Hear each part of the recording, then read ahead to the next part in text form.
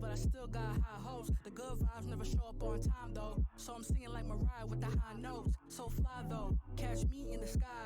Everybody gotta ask me for a ride. Strapped like the thing that you keep on the side at a wedding as a guest might leave with the bride. So sick like Neo was, I fly in and say shit like a hero does. You got L's and your team got 0 dubs. I put y'all behind bars like a CO would, yup. I survived the flood, I found strength somehow to get out the mud. So your little accolade don't count to us. Anything that you try won't amount to us, yeah. No pressure though, flow extra cold. I've been doing well eating my vegetables, and it seems like life feels so exceptional, exceptional. Yeah, and it seems like life feels so exceptional, exceptional. Yup. I supply what's demanded, I find peace then expand it. Peep, I ain't average, can't be from this planet, but I bleed through the bandage. Weak, but I'm avid, go to sleep with the baddest. On my feet something drastic, beef to the basket. Couple G's and I'm laughing, for the cheese I'm a magnet. Deep the advantage, I'm like so far ahead now. I got butter for the bread now, chilling on a big cloud. And I won't come down cause this is where I love and I live now. Get what you give out, had to burn another bridge down. It just is what it is now, life in a bitch, no. It's a curse and a gift though, it should be that simple, yeah. No pressure though, flow extra cold. I've been doing well eating my vegetables, and it seems like life feels so exceptional, exceptional. Yeah, and it seems like life feels so exceptional, exceptional.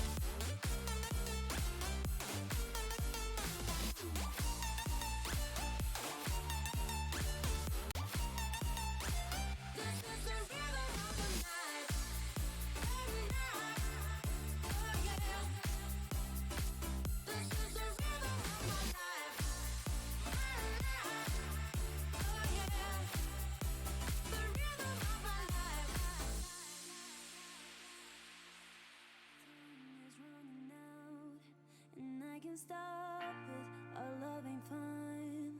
And I am burning, there is no line. If you are far from me, what can I do if I don't see you again? I'm not crazy, I am just as scared. So you please don't go, 'cause I will miss, yeah. You shake my mind, you burn my heart, you stop time, baby, I'm staying here, and I'll be waiting for you. You shake my mind, you burn my heart, you stop the time, baby, I'm standing here, and I'll be waiting for you.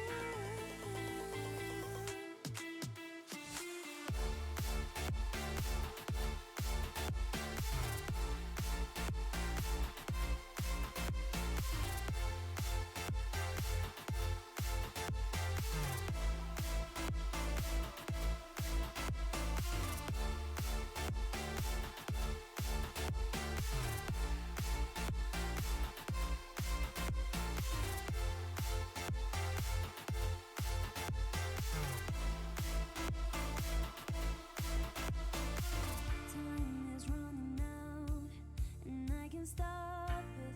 Our love ain't fine, and I am burning. There is no line. If you are far from me, what can I do if I don't see you again? I'm not crazy, I am just as scared. So you please don't go, 'cause I will miss, yeah. You shake my mind, you burn my heart, you stop time, baby, I'm staying here, and I'll be waiting for you. You shake my mind, you burn my heart, you stop the time, baby, I'm standing here, and I'll be waiting for you.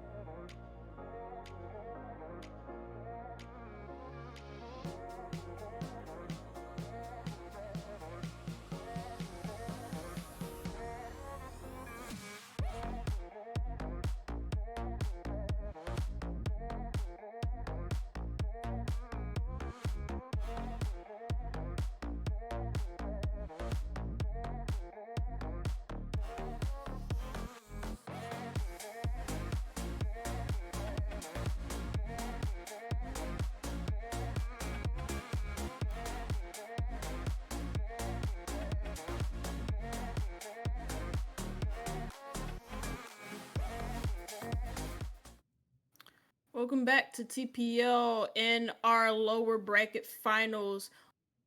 The last chance for both of these teams, and potentially the last chance for Let Them Cook, as they did lose the last map 7-3. I'm still Custer, and this is still happiness. And like I said, Let Them Cook versus Okami. Well, will they cook on Oregon? We'll see. I mean, it's a possibility. Yeah, I mean, again, Okami did not let them cook on Okami's map selection, but the thing is, you're not as good at cooking in a different kitchen as you are in your own kitchen. Once you get back home, you really know where you leave all your ingredients, what your equipment is best worked at, like how to what you leave the proper temperatures at, and all that. It's much easier when you're in some areas that you know best. And this is the map selection that Let Them Cook said they know best, at the very least, of the maps that weren't banned by Okami. This was the one that Let Them Cook wanted to go to, and this one is Oregon, which we'll be getting into in just a moment once all the players are ready to go. And actually, no, they're all ready to go. So we'll just get into it right now. Okami versus Let Them Cook, map number 2 on Oregon, is starting right this very second as we transition into it and we begin the ban phase with Okami one map at the advantage. It is not just the last chance for Let Them Cook, but the last chance for Let Them Cook. Coming into it, we said it was their final opportunity, but this really is. They can't afford anything else from here. Yeah, no mistakes. Well, you're allowed to make as many mistakes in the map, Yeah, but you're only win. allowed. You're only allowed so many mistakes. You're only allowed so many fluky rounds before next thing you know, it's 6-0 match point to the other team. But even then, we're getting off or started off with Oregon with not too surprising of a ban. Big map knock is going to be taken off the board. Yeah, Nook taken off the board once again. I believe it's the same team as it was last time. Okami choosing to take Nook away last map, and they choose to do it here yet again. Maybe they just don't like the character, or they think Let Them Cook has somebody who's particularly prolific Nook player, but Let Them Cook themselves just don't want to deal with a Thatcher. Still take them off the board as well. Two of the most banned operators recently, if not the two most banned operators recently. Thatcher and Nook being taken off the board here very early, and it's just kind of exactly what we would expect. First defender ban, Warden. That's not necessarily what we would expect. Definitely very strong on Oregon, but not often strong enough to the point where he's getting banned. But Let Them Cook say we don't want to deal with him. We want to be able to use our smokes and our candelas and our flash grenades and know they're having an impact. Hmm. Yeah, Warden is not a ban. I'm actually surprised. I had to blink a little bit to make sure that was actually correct. And Yeah, I'm kind yeah, of happy because I said it was all what we expected, and then it was something we didn't expect. I really like that yeah. that happened that way. Yeah, Warden is kind of odd though because Warden is I feel like he's decent on a lot of different areas and a lot of different sites, mainly for basement as you're forced to hold so many power positions. And you could even argue that he's very helpful on even maybe meeting any of the first floor sites, especially because you're forced to hold the top floor. And sometimes a lot of teams will try everything in their power to dislodge you from that, whether it's using candelas, whether it's using actual flash grenades, and even maybe smokes to try and cut off your line of vision as they're trying to make some sort of things happen across the map. Warden makes some sense, but it's still a surprising win, especially when you consider what they have left up on the board. Azami, Mira, um, Mm, other operators like Kaid or even Goyo. Even I would argue those are better yeah. bans than the Warden, but still an interesting one nonetheless. Yeah, I do think that, a warden ban on this map, particularly as we will send back to camps for just a moment. Somebody on Okami wasn't quite ready to get into the map, unfortunately, but, we're still ready to go. It's just one player we're waiting on just a little bit longer, but promise it won't take very long. We know the break was a little bit longer than we'd expected, and we're very sorry about all this. But yeah, I mean, it's like you said, Warden, interesting band, but again, I can see the logic. I feel like I see Mm, Warden brought a decent amount when you're defending kitchen dining. mm. Usually, when you're defending the basement, a lot of times smoke grenades are super helpful on this map, particularly because you've got a lot of different sites where it's the setup of you smoke things off and then you just try and go for a default plan in one spot or another. Or you use a lot of candelas. Ying can be very powerful on this map. And maybe that's an operator that Let Them Cook are trying to sort of incorporate into their recipe, if you will. Yeah, no, for sure. It's a band that I can kind of get behind, and then you have obviously the other band. Solus makes a lot of sense. She's very powerful, very prevalent in today's meta, especially with how new she is. She is it's kind of crazy because everybody is one of those operators where you kind of like when you see how they're designed and Ubisoft ends up revealing them. Um, it's Mm, one of those operators where you're like, oh, they're gonna be meta defining, meta changing, and whatnot, and Solus is most definitely that. She makes a lot of attacking teams struggle to get their drones inside of the map. You're sometimes scared to drone because of a Solus finding out where your drone is. Drone spots, unique drone spots in particular, are not so safe anymore. And so on bigger maps like Oregon or even Bank, where you're forced to drone a lot. Intel gathering is very crucial. Solos makes a lot of sense as a ban, and so the defense won't have her as an option, but at least you still have the mute to play with. At the very least, you do have that mute. And right now, that mute's making openings in the walls into E-Box. This E-Box right now is just kind of being turned into a death center. If you choose to drop down that hatch, they want to make sure, Okami do, that it is to your own demise, as they're breaking everything open. Not many reinforcements being used too much across the site. Heavy investment in the top floor instead. A lot being put into holding meeting for a long time, but already Ayers is right outside of kitchen, just a castle barricade separating him from being able to access that kitchen. And Okami with a very creative roam up here. You don't see something of this nature too frequently. It looks more akin to a kitchen hold than anything you would see on basement often, but Ares is going to break open the castle barricade and start to open up some of those angles into this upstairs hold from Okami. Yeah, it seems like Okami wasting a little bit of time on the room at least, but not engaging in any firefights would let them cook at the moment. It's wise not to do that because basement is a site where you have a safe plan to fall back onto the site and just play it because there is no vertical play to be had on the basement site whatsoever. And so Okami at least have that backup plan to fall back on and need to be, and it seems like they have. And so now Let Them Cook are going to be stuck for at least probably another 30 seconds to a minute maybe if they waste enough of their own time doing so, droning across the map, clearing utility, checking corners, because they think that Okami is still roaming on this first floor because of the heavy investment in a setup from them. Yeah, a lot of investment just to fall off very quickly, and it can definitely throw you off. And there's still definitely someone upstairs though. There's a player inside tower at the moment. I think it's engaged. It is engaged. We've just seen him. The player card could show from quite a ways away, and now he's actually starting to try and intervene in the situation. But because of the reinforcements and the castle barricade over there, he's not going to be able to have too much impact unless they choose to open it up. But there's a very real possibility to let them cook say, well, we don't really have enough time to worry about the back tower, so let's not even push it. But it looks like Ayers is starting to head in that direction, so that might be a little bit of a firefight over in the towers. 40 seconds left until we get an execute.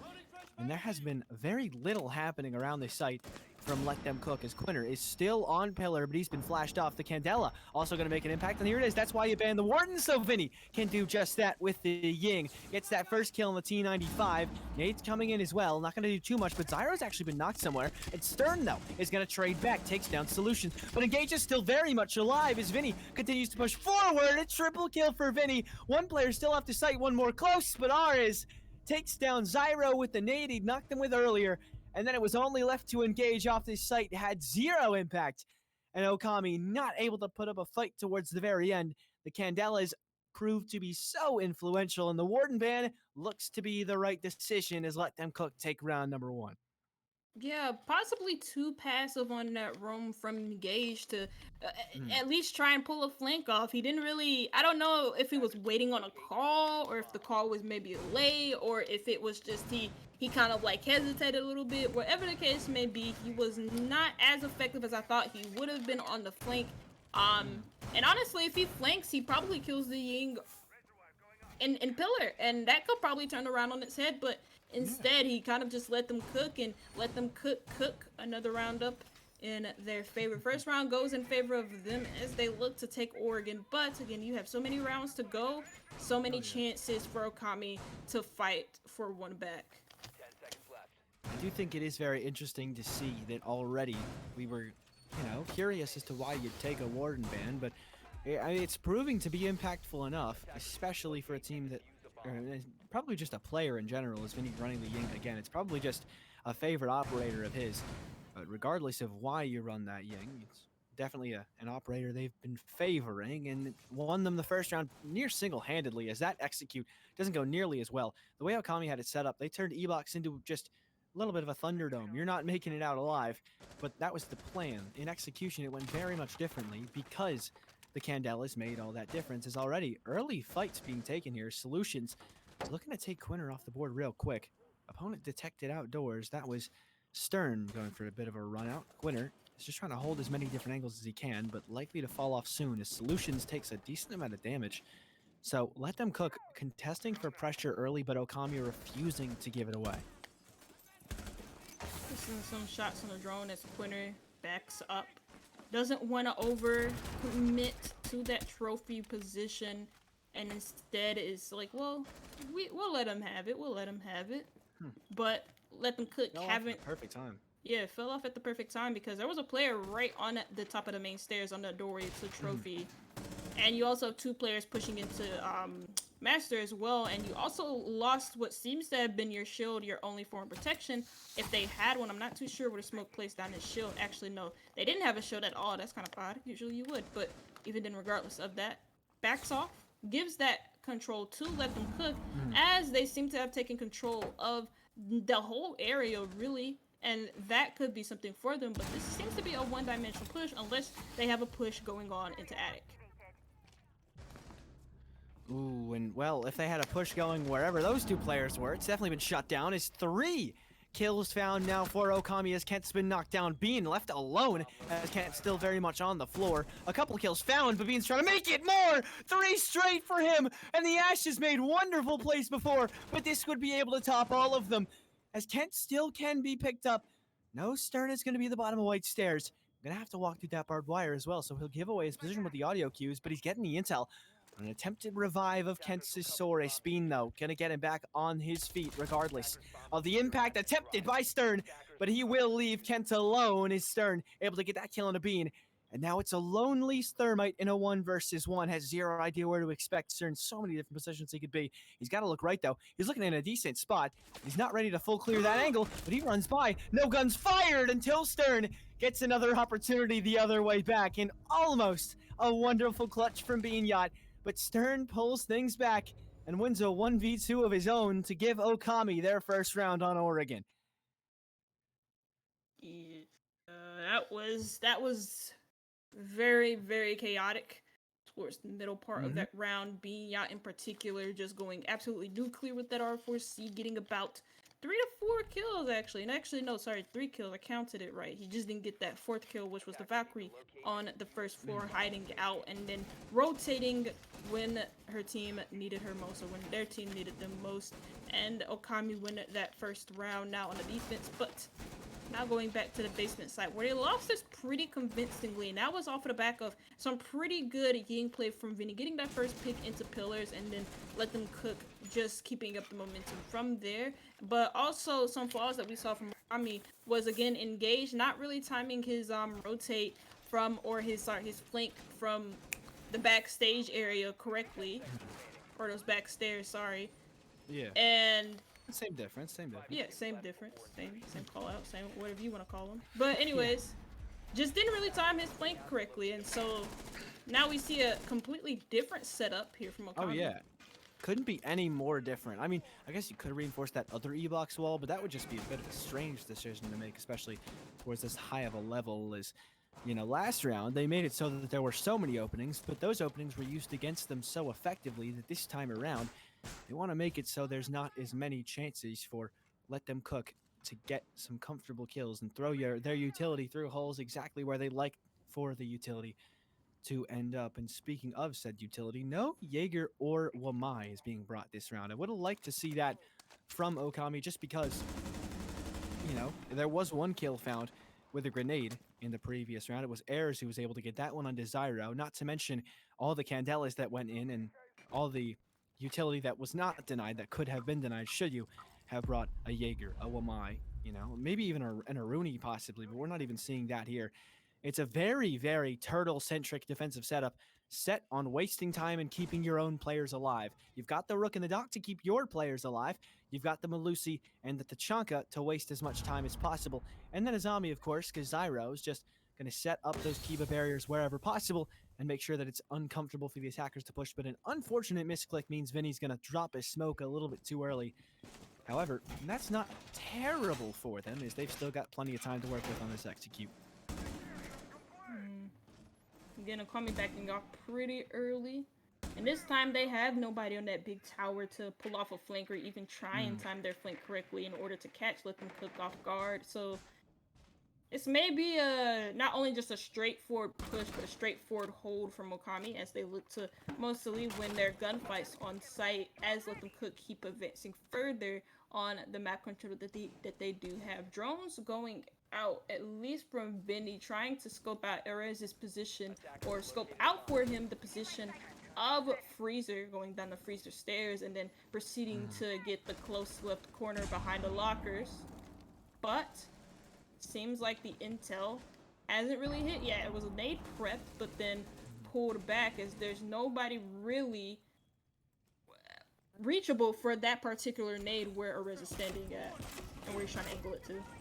Yeah, 30 seconds left as Stern knows somebody's on the bottom of main stairs, so tosses a couple Shamika launchers, fire Molotov. I don't know, are they called Shamikas? I'm not exactly sure, but we've got 20 seconds left, so there's much more important things to focus on, like the Shamika player himself of Stern getting knocked on the ground and finished off by an aid from Solutions. Bean is trying to go for a similar play as the last time, and here come the Candelas doing massive things again. 2v2, actually 2v1 because Zyro's knocked down. It's only engaged alone to Freezer, gets one knock, but then traded out. Zyro can pick himself back up though because he has the Rook armor and 3 seconds left. There's no time for Vinny to find it. He runs the corner. What on earth was that play from Zyro?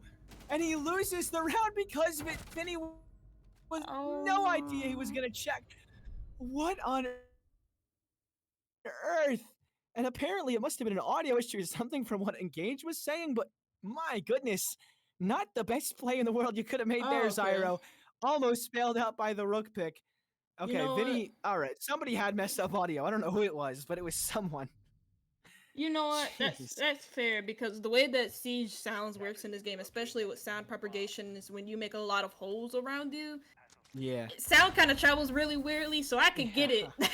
You know what? I get it. I mean, I've had issues with sound before where like I hear something, I think I hear something, and then they're like I could see, oh, I think they're like right in front of me. No, they're to my left. They're right next to me. They're practically breathing on me, and it's just sound just kind of screwing up. So I get it. You know what? Siege sometimes just doesn't work the way that it's supposed to. It happens. It happens. It's okay. It's fine. Zen. Namaste. just unfortunate it would have to happen there. But I mean, then again, you could also go, oh, but they might not have even stood a chance in that round at all. They just picked Rook. You could say that that was technically a deserved round for Let Them Cook either way because they got 5 kills. It was just the Rook kind of saved them in that situation.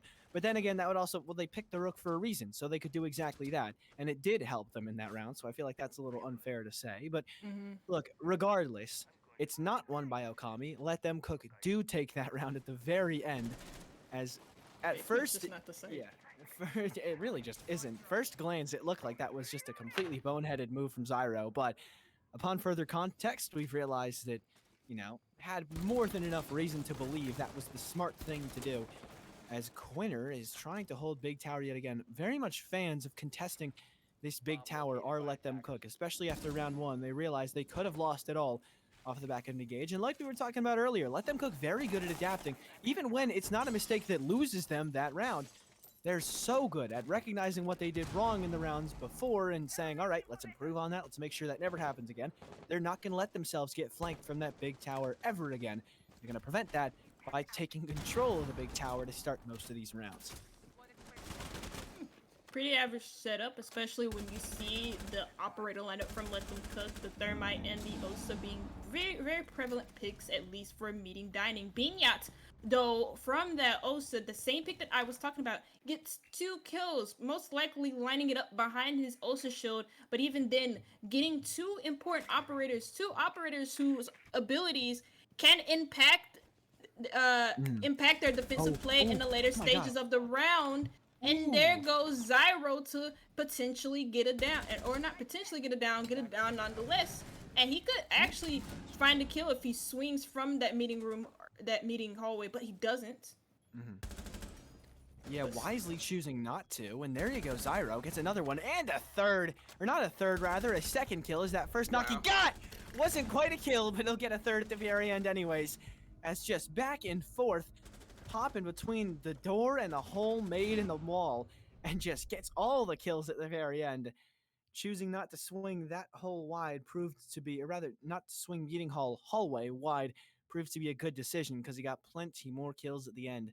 and let them cook. They did a good job taking control of tower, but they really didn't extend their hold too much further beyond that, and they got punished for it. Okami just comfortably watching the one angle they need to, and Zyra with a massive round, sort of a, you could say that it's kind of a little bit of vengeance on the video game for losing him that last round with the audio. I'm also very confused. I mean, I don't think their setup was like too. It's like the average setup that you get from meeting. Usually teams just kind of like make it so that like their push from big tower is like the only push, and they don't usually have a pressure being applied elsewhere. I just think in that situation, let them cook just didn't win their gunfights. Yeah, I think you also could have put somebody on like that tower door per se to prevent Zyra from being able to play that. Nobody was holding the swing. That's correct. Exactly. You should have had somebody on that side of the hard wall. Everybody was either on the staircase or the left, or the, if you're looking at it from Zyra's perspective, on the stairs or on the right side of the wall. Nobody was on that little door towards the left side. Nobody was playing where Zyra was, or at least in a spot that could have held him out and prevented him from being able to play that spot. So not taking control of that small little area, that was kind of the one thing that the Let Them Cook needed to, they really didn't get done. Yeah, totally get it. Not enough angles, not enough bases covered for Let Them Cook. And it's Okami to make them pay for it, in particular Zyra, who had sound glitches in the previous round, or in the round before the previous round. That's what happens when his audio's working. You get the rounds like that, triple kills like that. Where nobody's holding the swing, but yeah. Yeah, exactly. Yeah, I mean, and that too, yeah. And when you give him the good 1v1s, and, he's still able to hit the shots. But yeah, I mean, proven to be a lethal player. Very satisfying, yeah. That was definitely that was like Quinner's kills to end off the last map as well. Very satisfying with the 416, but unfortunately, Quinner not going to be too satisfied with that round with the 416 in hand, because Ares has taken him off the board before he could really do anything. As 2 minutes left to play in the round, and Okami already at a disadvantage, Stern has found himself in a peculiar spot, to say the least. Yeah. First kill going in favor of Let Them Cook. Like you mentioned, it's Quinner on the Jaeger. Jaeger's not too important of an operator to be picked off of. And Binyat pulling off of the trophy position almost gets caught out from a wild spring from Zyro, throwing out a smoke grenade to cover his tracks, but his teammates are falling around him. There goes Stern to fall. Another smoke grenade goes out to delay time and also to make space for him as he looks to sneak up or push up towards the closet area, in which he does. He's afforded that space, gets a kill, but he can't find much more than that. Pulls out the shotgun, and the shotgun can hit from that range. Indeed, I've seen it. I've used it before. I've seen it happen before. Plenty of time. But can't do it. Plenty of time, though. 4v1 in favor of Let Them Cook, and Okami cannot pull the round back in their favor. Let Them Cook winning that round, closing it out, and then putting themselves in the lead. Yeah, and it's very similar to what we saw on Clubhouse. Somebody picking their map, and then, they start on the side that's typically a little worse, as 4-2 splits on Oregon, and it's another map where you'll typically see something of that nature. 3-3s, though, not super uncommon. So if Okami can bring this back, it wouldn't be an unwinnable situation for them. But yeah, a 3-round half here for Let Them Cook, being the first one to get 2-3. And on a 2-3 scoreline in their own favor, in a spot where they could definitely send this to 4-2. And if they get into the next half 4-2, they might just be a little too far ahead for Okami to really make a comeback. And we might be seeing Chalet after all, which would be, if we do go to Chalet, I would be very much interested to see how that goes, because we've seen so far, it looks like one team is just better overall at playing their map selection. At the very least, from what we've seen so far, Okami have looked a little shaky on their defensive side on Oregon, and Let Them Cook looked a little shaky on their defensive side on Clubhouse. So I'd be really interested to see who is going to come out on top if we do end up at Chalet. However, we haven't seen Let Them Cook on defense or Okami on attack, so still plenty of time for this to end in a 2-0 fashion. Yeah, no, for sure. We'll have to see, because we also saw Let Them Cook's defenses on Clubhouse, which plays out similarly.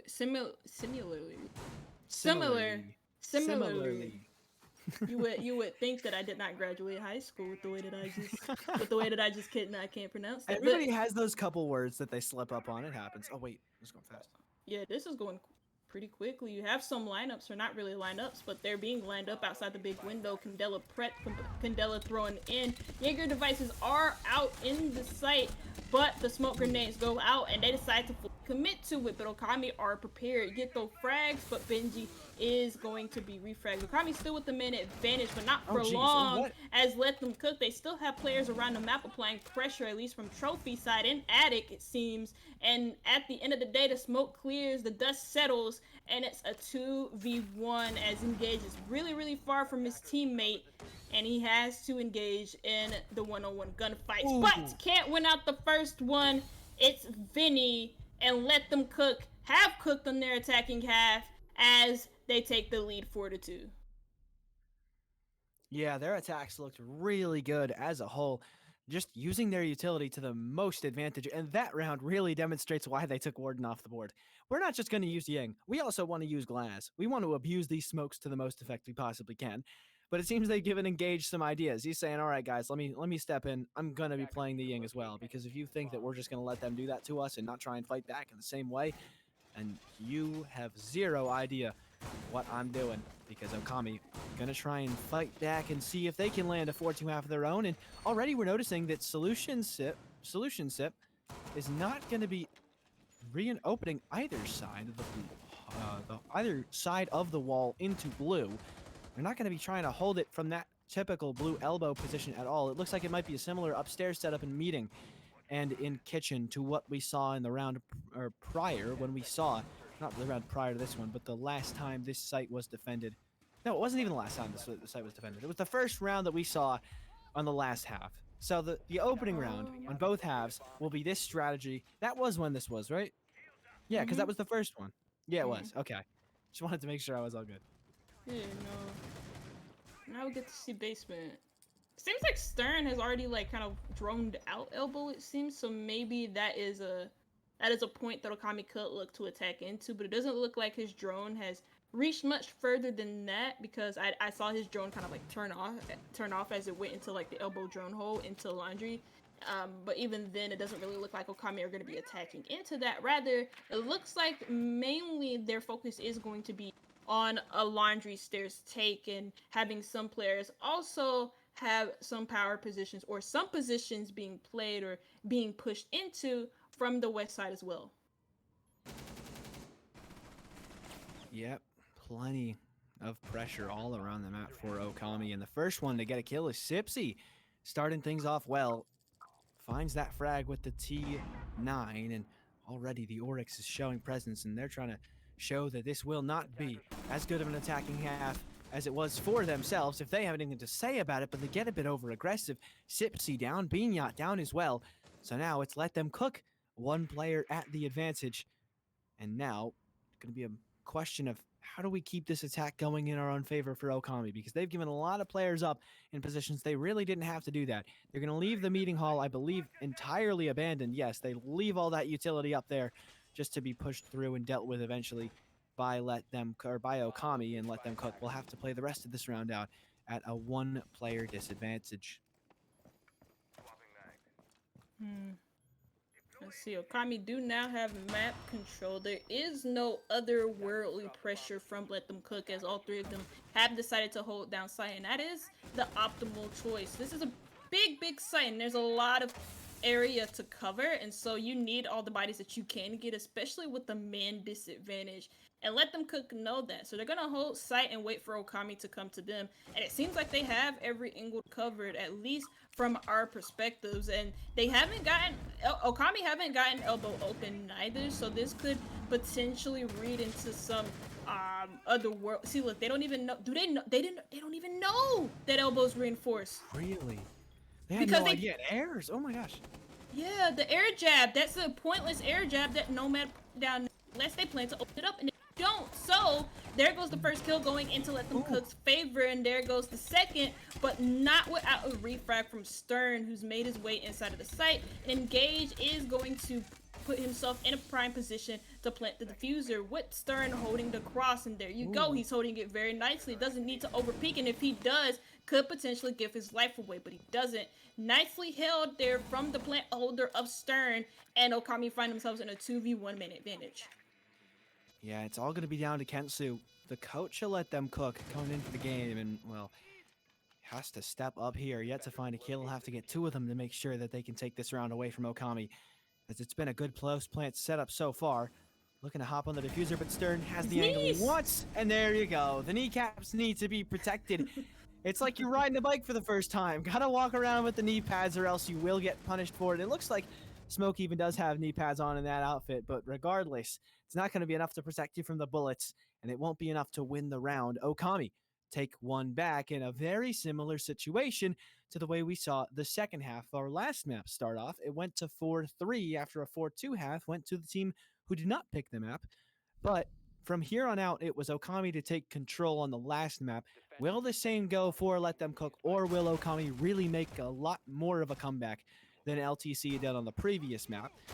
Well, we'll just have to wait and see as they go back to the basement once again.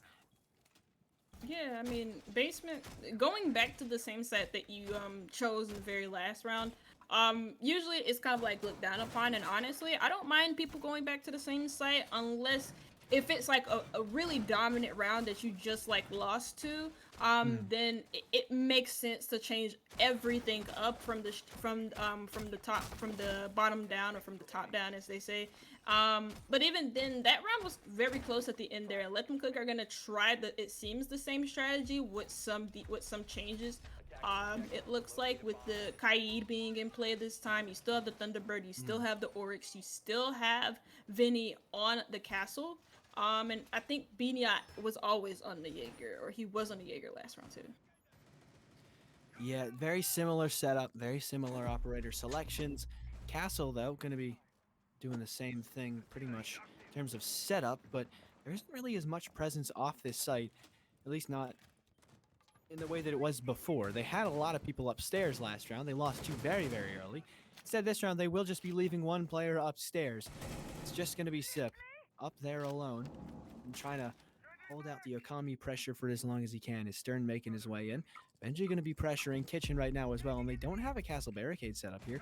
And there's Ayers right next to the doorway, spotted out. Benji's drone, though, also spotted, and so he'll just break open the barricade and try and put as much pressure on this Kitchen player as he can, as quickly as he can put that pressure on.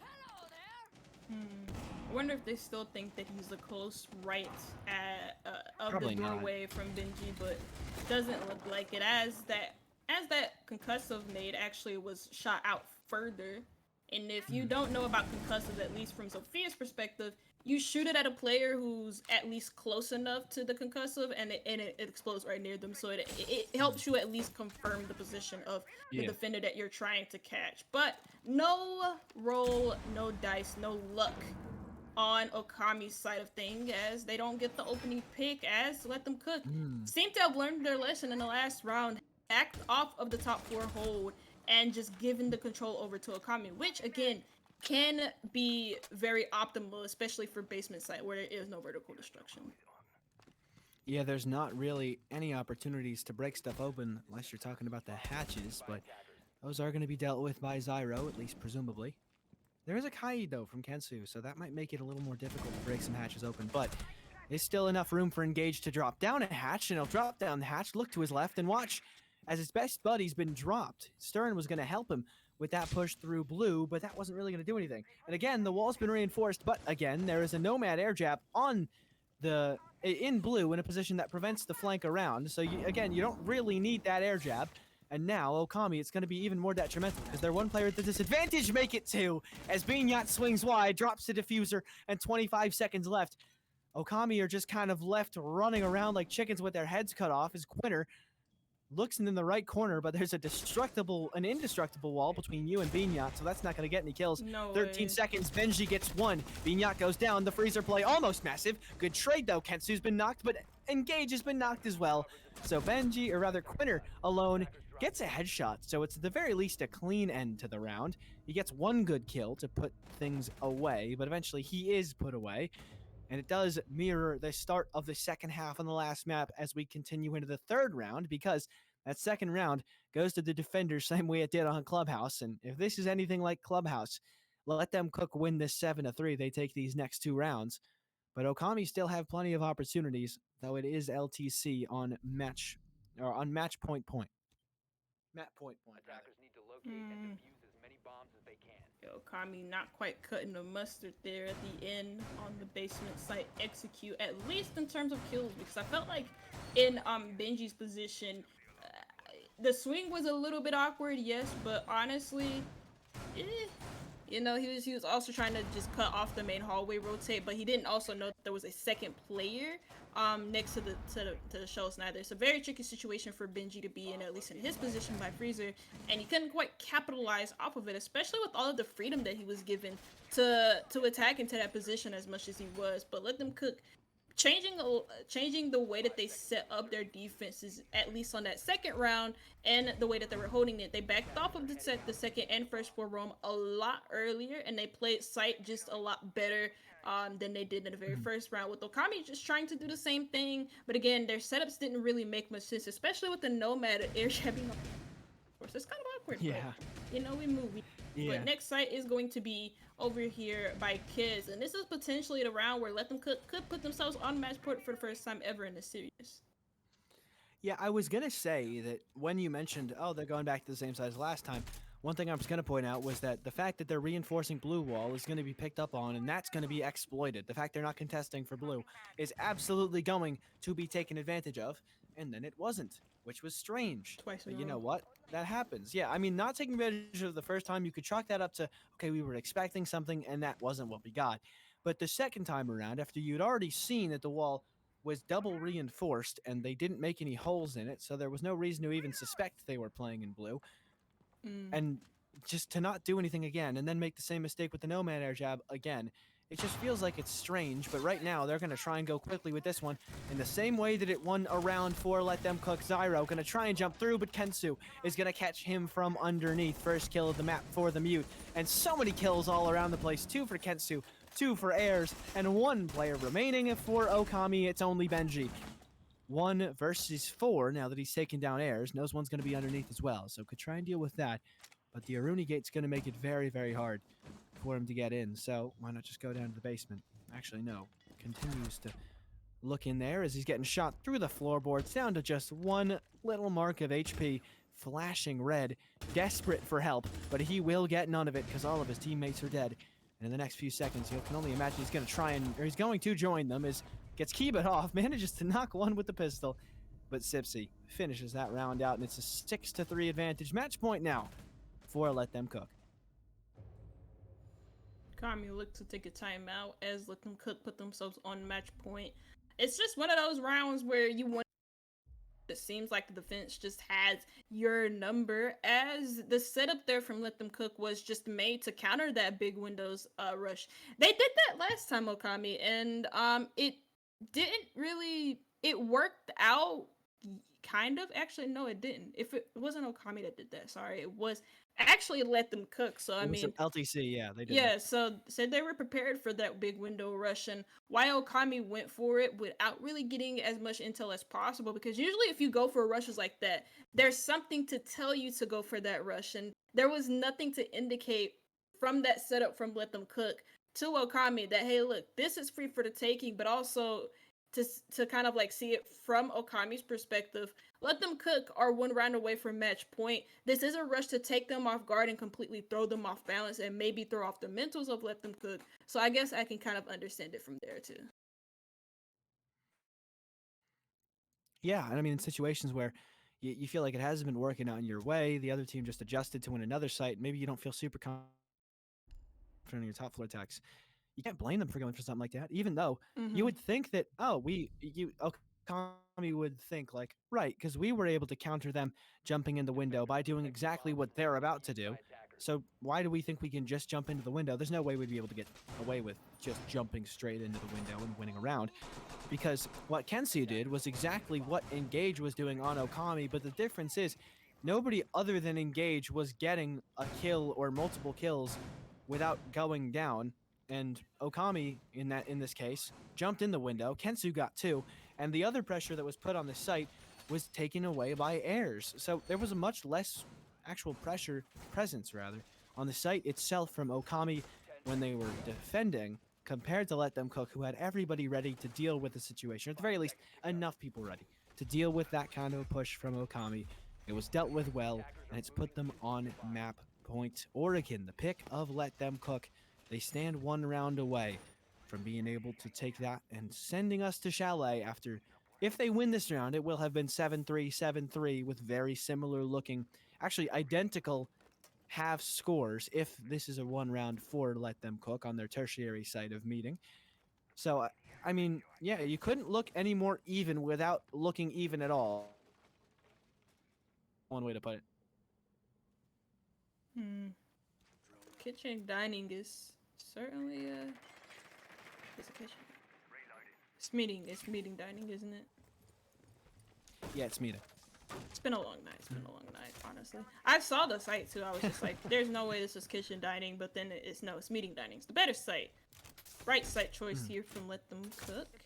And it seems like from Okami's perspective, they're going for like just the same old push, mavericking the attic wall to try and get some sight lines created, and they do just that, getting the first pick, not from the mav holes, but from down below, as the thermite looks to completely open up that meeting wall.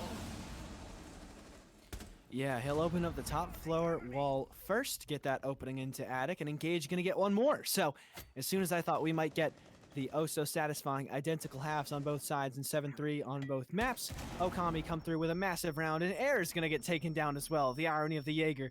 Going down to the nade as it's a 1 versus 5, and caught from behind is Beanyot. A flawless round, and a 4K for Engage, letting everybody know that we are not out of this round yet. Okami still has a chance, as they've only got 2 more rounds that separate them from OT, and if they make their attacks look anything like that last round, they'll look pretty convincing in getting to an overtime. But the difference is now they're going back to basement, which is a site they've only won 1 of the 2 times they played it, and they actually lost it after it was well adapted to by Let Them Cook. And if they win this round, they'll have to go to top floor, which did not look very good when they did attack it just before.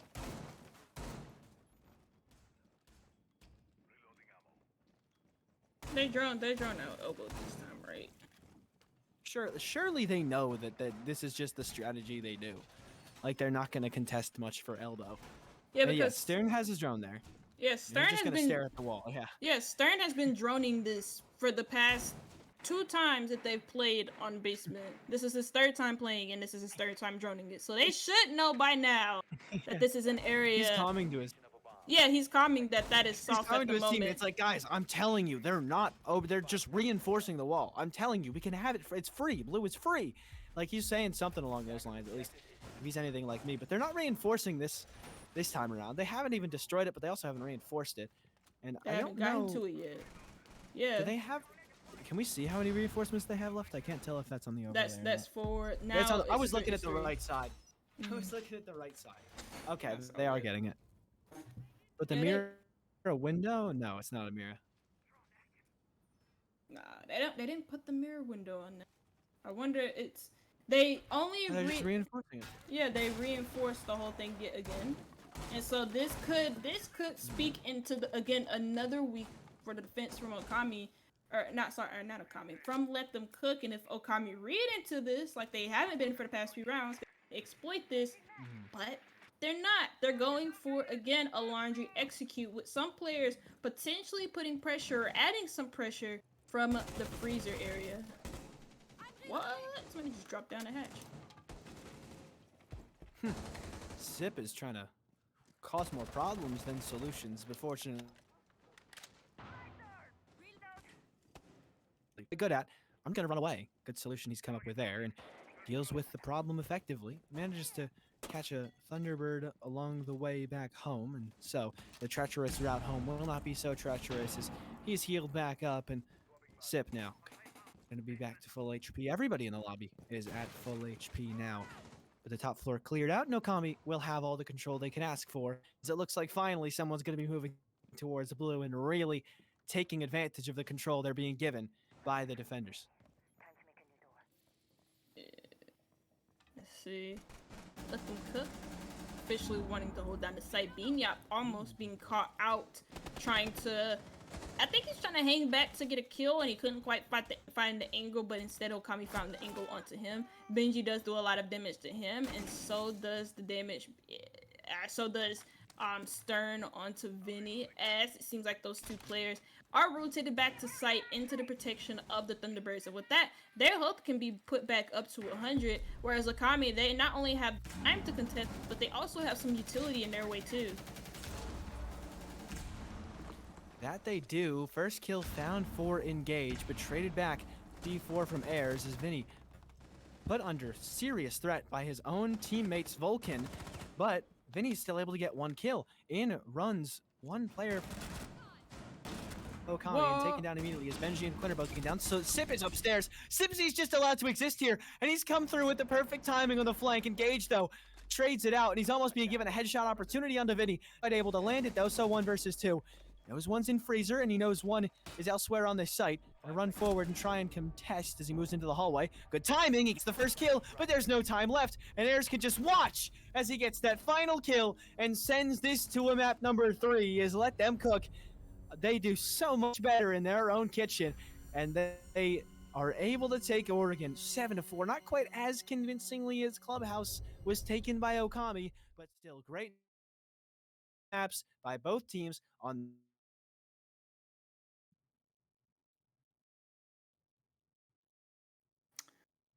Yeah. Okami losing out map number 2 and the series being tied up with Let Them Cook. 7-3 were both, or sorry, 7-4 was the second map score. It was so close to being 7-3 actually, but 7-4, 7-3 were the two map scores, and we're going to be heading to the decider map of Chalet, which should be a neutral battleground for both these teams, as it's not neither one of their map picks, and that speaks to a very competitive map of Siege. But we'll see you guys on that map, that neutral map of Chalet, in about 5. We'll see you guys in a little bit.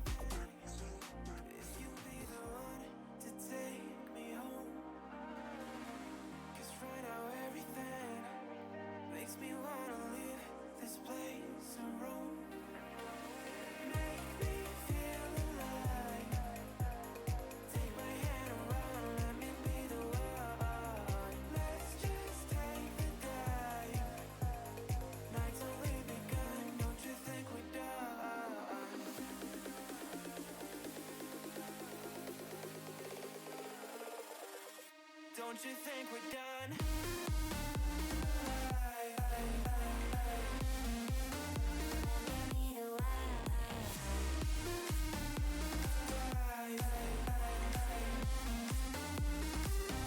Don't you think we're done?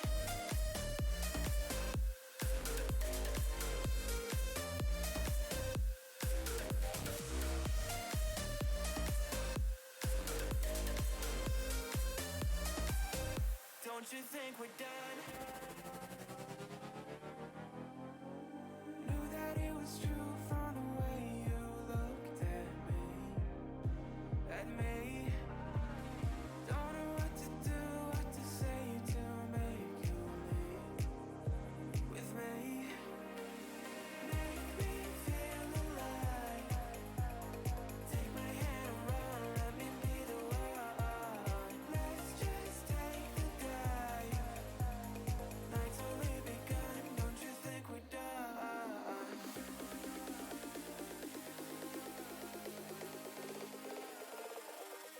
Don't you think we're done?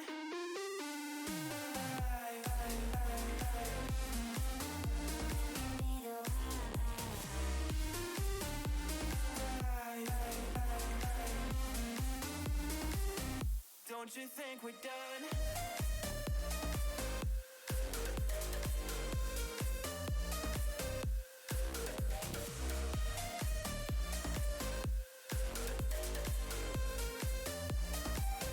Don't you think we're done? Make me feel alive. Take my hand and run, let me be the one. Let's just take the dive. Night's only begun. Don't you think we're done?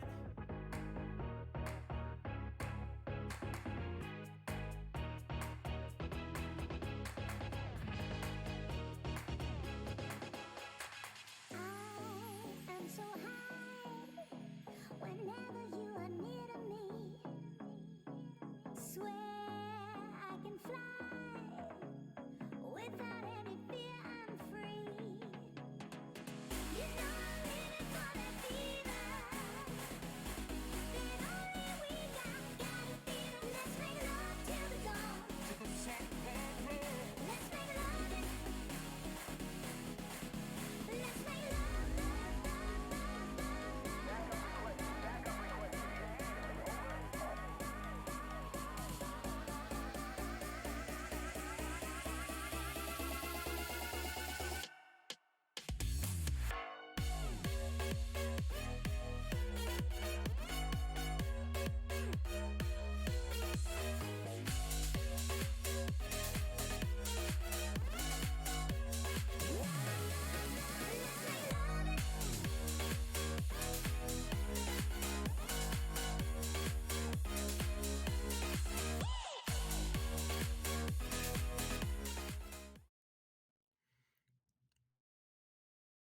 Map number 3. Okay. My internet's good? Yeah, we're all good? Okay. We're all right. Sorry. Thought my internet wasn't working there for a second, but we've made it to map number 3. It's Chalet. Okami, let them cook. We've already gotten so far in this series, both teams taking their map pick with relative ease and in pretty convincing fashion in both cases. Map number 1 picked by Okami, won by Okami of 7-3 score line. It was a 7-4 in favor of Let Them Cook on their own map pick of Oregon. Now we hit Chalet. Two teams who both looked really good on maps they have heavily prepped. What happens on the one that was the decider map that neither team necessarily really wanted to go to? This should be very, very interesting. Again, the stakes are very high. We explained this at the beginning of the stream. Loser gets eliminated. Winner goes further along in a loser bracket at a chance to play in the upper bracket grand final. Whoever, I can't remember who loses the game between Not Weebs and Lycus Empire. Yeah. So whoever loses the game between Lycus Empire and Not Weebs has a date with the team who wins here. So pretty nice stuff, but also pretty high stakes. Emotions maybe run a little bit high. Risk, take them. Yeah. We'll probably see that here on Chalet, which is known to be just chaotic, wild map, especially leaning more heavily towards the attacker side of things. Yeah, it can definitely get a little crazy on Chalet, and it's safe to say that we will be seeing something of that sort coming up, especially since it's more of a decider map, and we can actually get into this decider map as the players in the lobby are prepared to do so this time around. Okami and Let Them Cook are going to start off their final map in just a moment.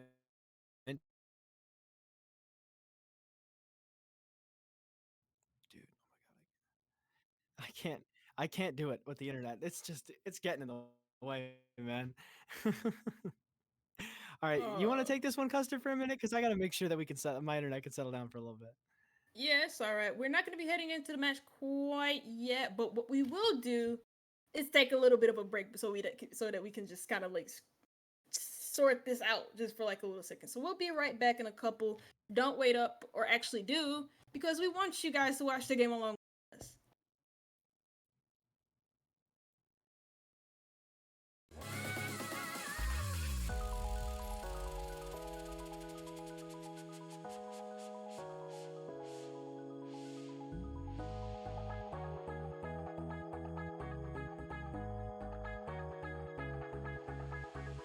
I am so high whenever you are near to me.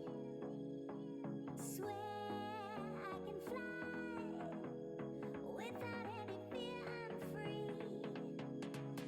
You know I'm living for that fever. That only we gotta feel. Let's make love till the dawn. Let's make love. Let's make love.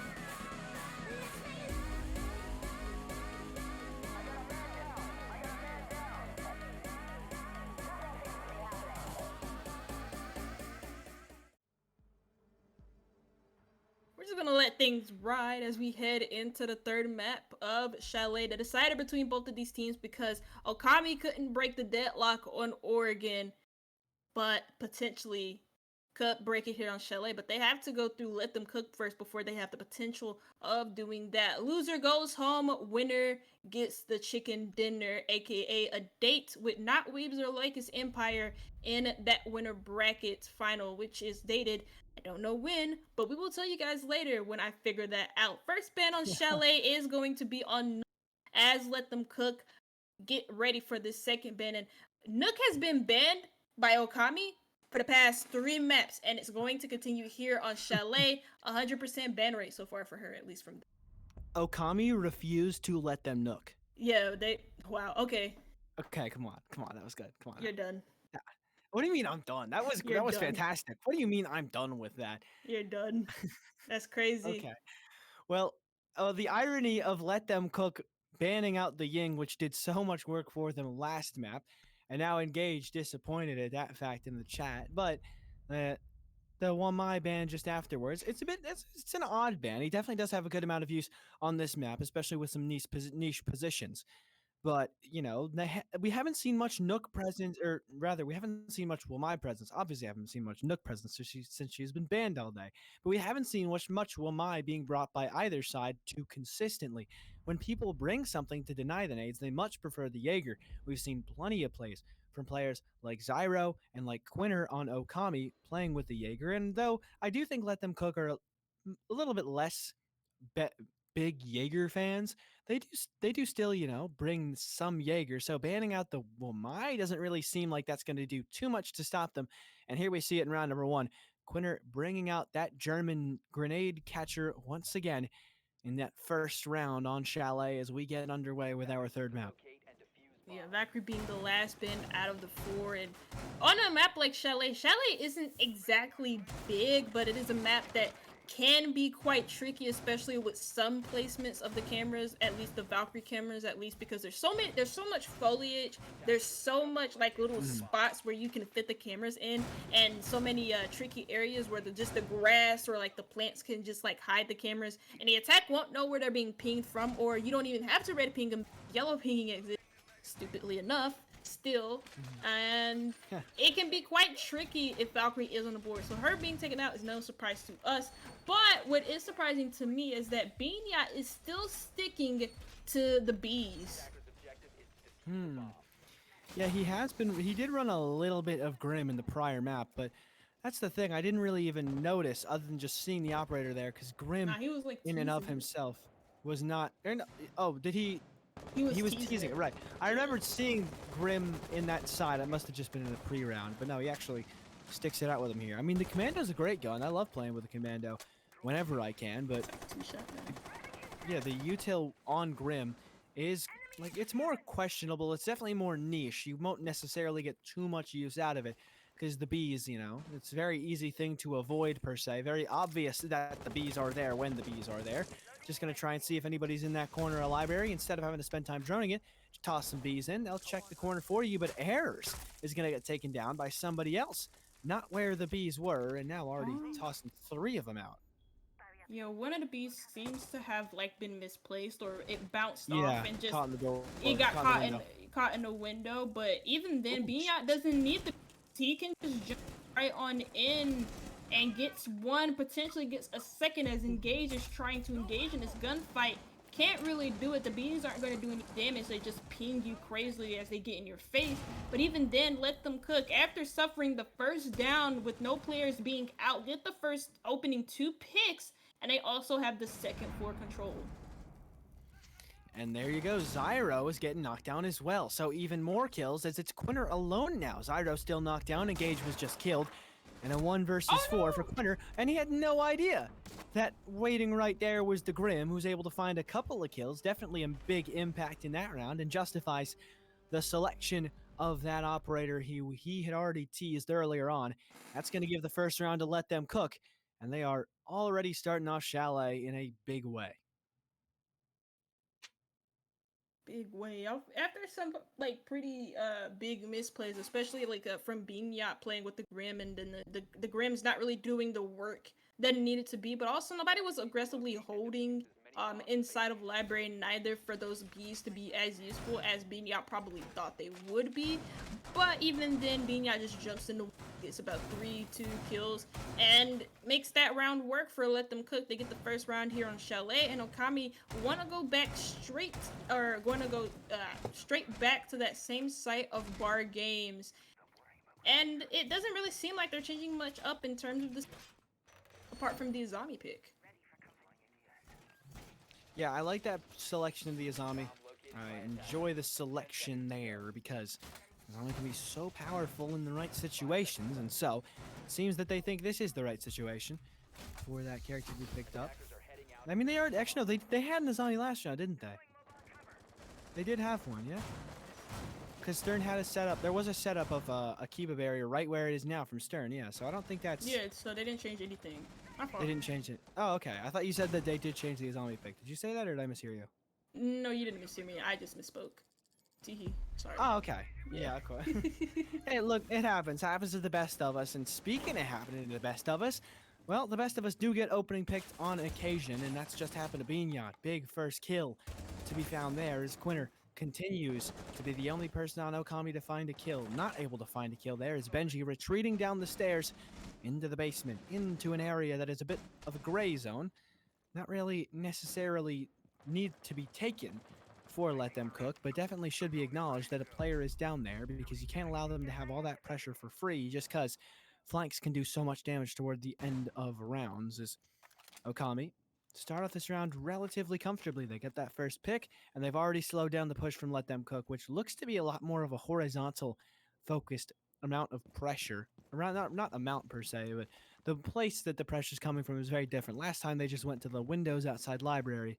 This time around, they're choosing to go from the horizontal, from the side, the adjacent rooms into the library, but it started off pretty bad for them.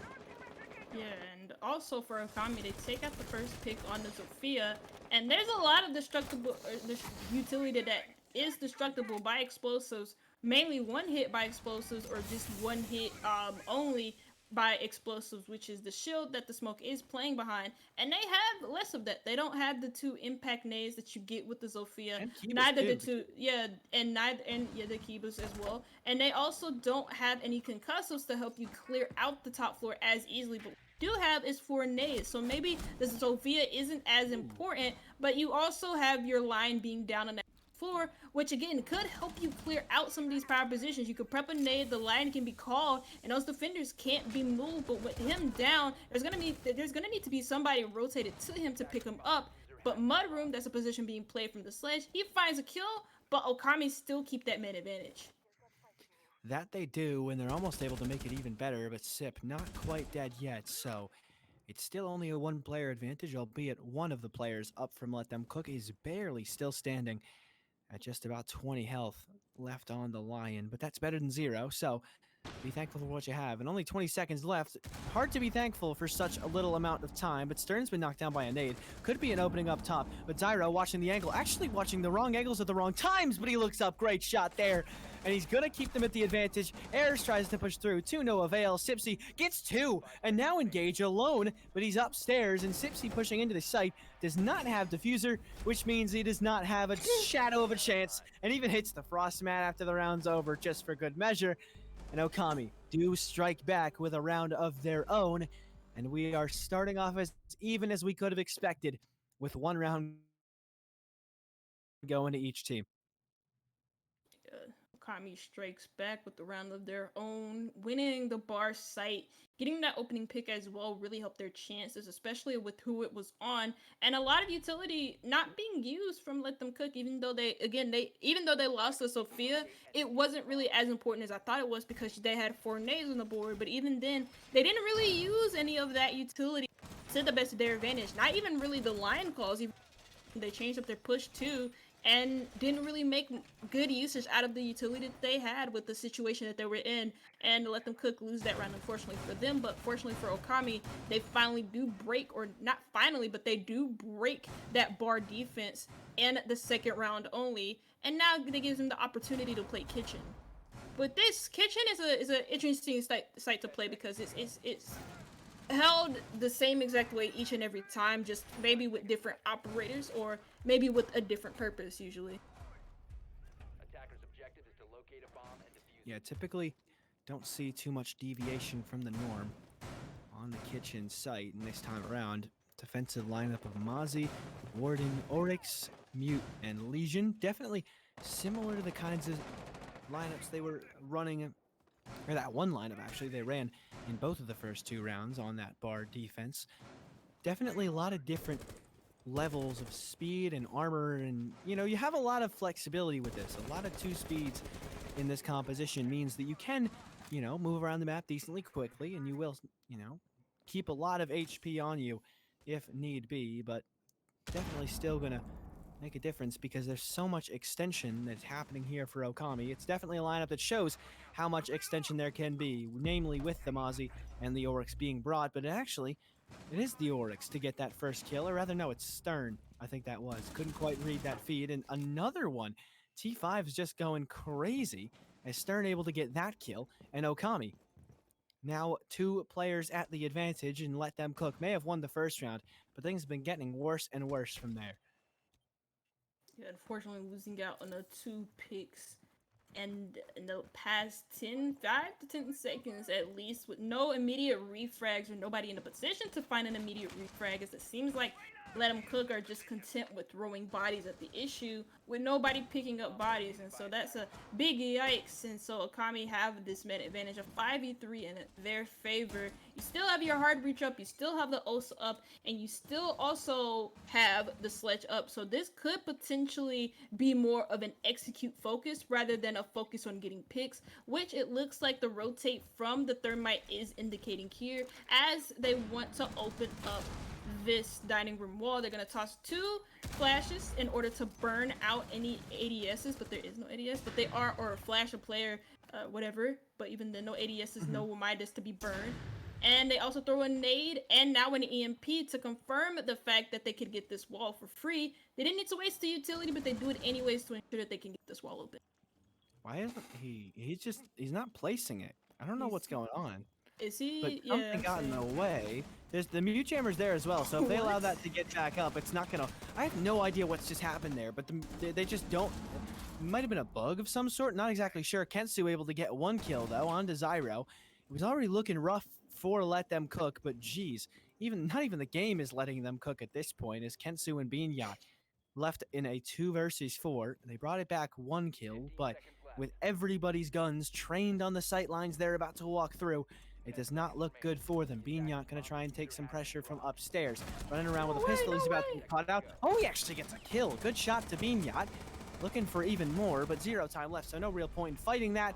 Actually, no, yeah, you'll give him a kill at the very end there. Engage just felt like being charitable. Philanthropic as he is, Engage is not going to quite give away the whole round, though. And Okami does take the lead for the first time on Chalet as they go up 2-1. I didn't get to see it, but I assume a mute jammer was most likely in their way as they tried to get the side panel too. Yeah, That was but they had the EMPs. they naded it. They had the MPs. I don't, And they I naded it, so I don't really know what that was. I was trying to like when we got like the yeah, far out view from like west stairs, I was like trying to look to see if there was a signal jammer, but I couldn't quite see it, so I don't really know what that was about. Okami or not Okami, sorry, Let Them Cook just kind of had like a little oopsie daisies moment, and Okami went out that round quite comfortably. As again, I mean, it was gonna be pretty hard even if they got that wall too, because Okami had like the long angles covered, to be honest with you, and they had yeah. the walk-in covered, but it was just Mhm. and it wasn't like Let Them Cook had like any execution utility, like any smokes or anything to cover their running or anything like that. So it's gonna be hard to begin with, but that was pretty odd to Yeah. watch. Yeah, you hate to see it. You always want to see a team get an opportunity to fully play the round out the way they had realized. At the very least, get that push off the way they were hoping to. But yeah, like you said, they were already at so many different disadvantages that it just kind of felt like it was a matter of time till Okami won the round. And the mute jammer was just kind of only making it easier. Which, yeah, it definitely could have gone Let Them Cook's way should they have gotten the wall open. But because they had that one-dimensional push in from the lobby, the players who were towards Trophy and towards the back of Kitchen still had all the sight lines that they need open, so they could hold the pushes in even if they did get that exothermic charge off and the wall into Dining was opened up. And so it really, at least I don't think it would have mattered too terribly much. Hopefully Let Them Cook and have a better start to this round, and there you go. He lets the nade cook and gets a really nice kill with it. Errors is going to start things off in dominant fashion and then follow it up with another frag, this time with the gun, not with the grenade. And making it a 5v3, though, this time it's to the advantage of Let Them Cook, and another kill's found. They just continue to frag out, don't they? Yes, the cutoff angle from below, Let Them Cook are just everywhere and anywhere all at once, and it doesn't give Okami a breath to breathe at least, or some room to breathe, sorry, on this extension towards library, towards the first floor, even towards the Ivy stairs. And Okami, they lose 3 bodies at a time and only end up with 2 standing. Now 1 is standing among none. Zyro against 5 other players has the Azami barrier protecting him, but has to remove himself from that position if he wants to win his round. He gets his first pick, and if Okami, or sorry, if Let Them Cook just keep throwing bodies at him, they might lose, but they do it anyways, and they still end up with the round. The Ash at the end, being able to find that ender. And for Okami, the round doesn't go their way, but for Let Them Cook, it certainly does go theirs, and they end up getting that second round, at least putting it on the board. Now we're in round 5, and Okami want to go back to bar again. Yeah, the thing about 1 versus 5s and 1v4s in situations like that, they always say make sure you don't give them the 1v1s because that could give them an opportunity. But you also have to win the 1v1s, and as good as the first couple of fights there were from Zyro, winning 5 straight gunfights against a team as talented as Let Them Cook, as talented a player as you may be, is not an easy ask, and that's going to be a pretty easy round for LTC to close out and bring us back to 2 rounds apiece as we're back to the bar. Went 1 and 2 on this site. They had to adjust a little bit, but they got the spirit eventually, Okami did. And, well, if that last round is anything to go off of, it should go their way again, but again, very much similar setups between these rounds, not much changing at all for defense to defense on bar in terms of their team comp, in terms of their strategy. So it's just going to be up to Let Them Cook. Will their strategy change? It worked a lot better when they just straight up pressured the library, but that was mostly because they were able to find that early kill. I believe it was Vinny. I'm not sure exactly what it was. No, it was Beagnot. Beagnot was able to get the first opening pick in that first round. And so after that, it just went so well on that library to execute. They just took all the control they could have asked for. But that's not going to be nearly as easy this time around. Okami will be prepared for it, and so let them cook, going for a bit more of a horizontal push again this time. But that was what did them in the last round. They didn't do very well with the horizontal pressure, and so they might be on the path to letting Okami have a third, but Quinter taking early damage. And already a kill. Quinter dead. And let them cook want this round to be different than the last time they attacked this site. Yeah, ironically, it's the Jaeger dying to a grenade, but it's in a position where he doesn't have any of his ADSs behind him. It's just let them cook, playing that very smart, not engaging in the one-off gunfight where a player just jumps in through trophy window and loses the gunfight. No, they know he's on those stairs and they know he's going to stay there, and so they nade him as he stands and waits for his deaths. And there goes Stern as well to fall. He fall just a little bit earlier, but even then, it's still a 5v3 in Let Them Cook's favor. And let's see how Okami rebound from this. You have one player rotating up from the basement stairs towards the lobby area, or sorry, is it fireplace area? I almost called that Great Hall, but even then, he's stuck in a gunfight. Somehow wins it, and that could possibly be a crucial piece for his team. Yeah, and Zyro's going to be able to heal himself all the way back up to full because those dock stims are so juiced ever since the recent changes. And Ayers is knocked down as well. Sip's knocked down too. An advantage now to Okami. And I was going to say, every single time one team's taken a significant early advantage of two players in the past few rounds, or at the very least so far on Chalet, early advantages have been enough to win you the round. But now we're back to even Steven is 2-on-2 to see who wins out round number 3. Oh, Bignat's nearly just killed Kentsu, but fortunately doesn't. Instead, he is eventually finished off by the Frost Mat, as Bignat himself finished off by the Frost herself. And that round goes to Okami as a wonderful 3 versus 5 pulled back in.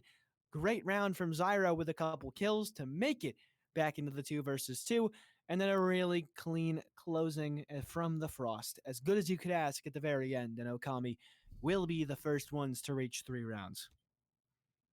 Attackers need to locate Okami and defuse bombs. put themselves up in the lead and potentially up as they move themselves on to that attack. This is the last round before we make the big switcheroos, before we play the musical chairs on the site switch for both of these teams. And kitchen dining is going to be the last site for Okami to play defense on, and the last site for Let Them Cook to attack on. So this is the last chance for Let Them Cook, as it is the last chance for Okami to not only tie the game up, but also for Okami to put themselves in the lead and put themselves at a considerable advantage as they head to that more preferable side of attack.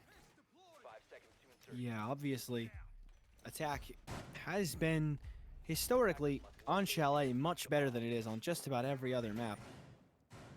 But, definitely could still see things go certain ways depending on who it is who's on the attacking side. Is Let Them Cook starting off on attack, which is hypothetically a little bit more favored, and they haven't been looking too great to start things off. I mean, they definitely haven't looked bad per se, but being at the disadvantage at this point is kind of a little bit similar to when teams would be on the disadvantage coming out of defense on their opponent's map picks, just as we saw on the last 2 maps. It's kind of that, but sort of in reverse. And Engage is going to take an early fight to make sure that we have something similar to what we had last round, except in reverse. Very early first kill, but this time it's Let Them Cook being put at a disadvantage as a result of that early frag. And Okami looking pretty good in that last round before this one. I'm not sure what Vinny's doing, but something's definitely up, and it looks like everything's all right though. I think it's just trying to get the cam.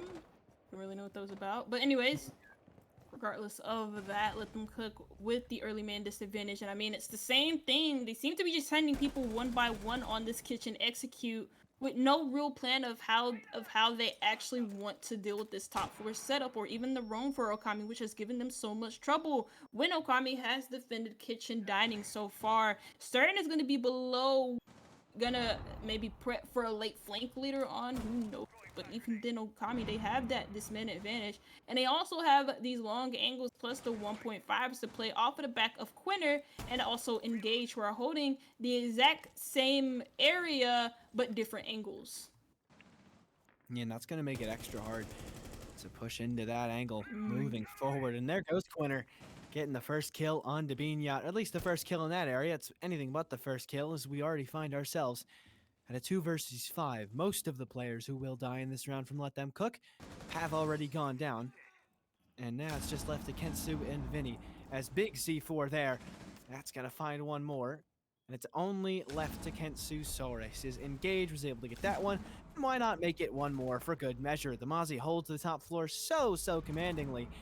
And Okami hold a not commanding lead, but definitely do hold the lead as we switch sides. Another 4-2 half.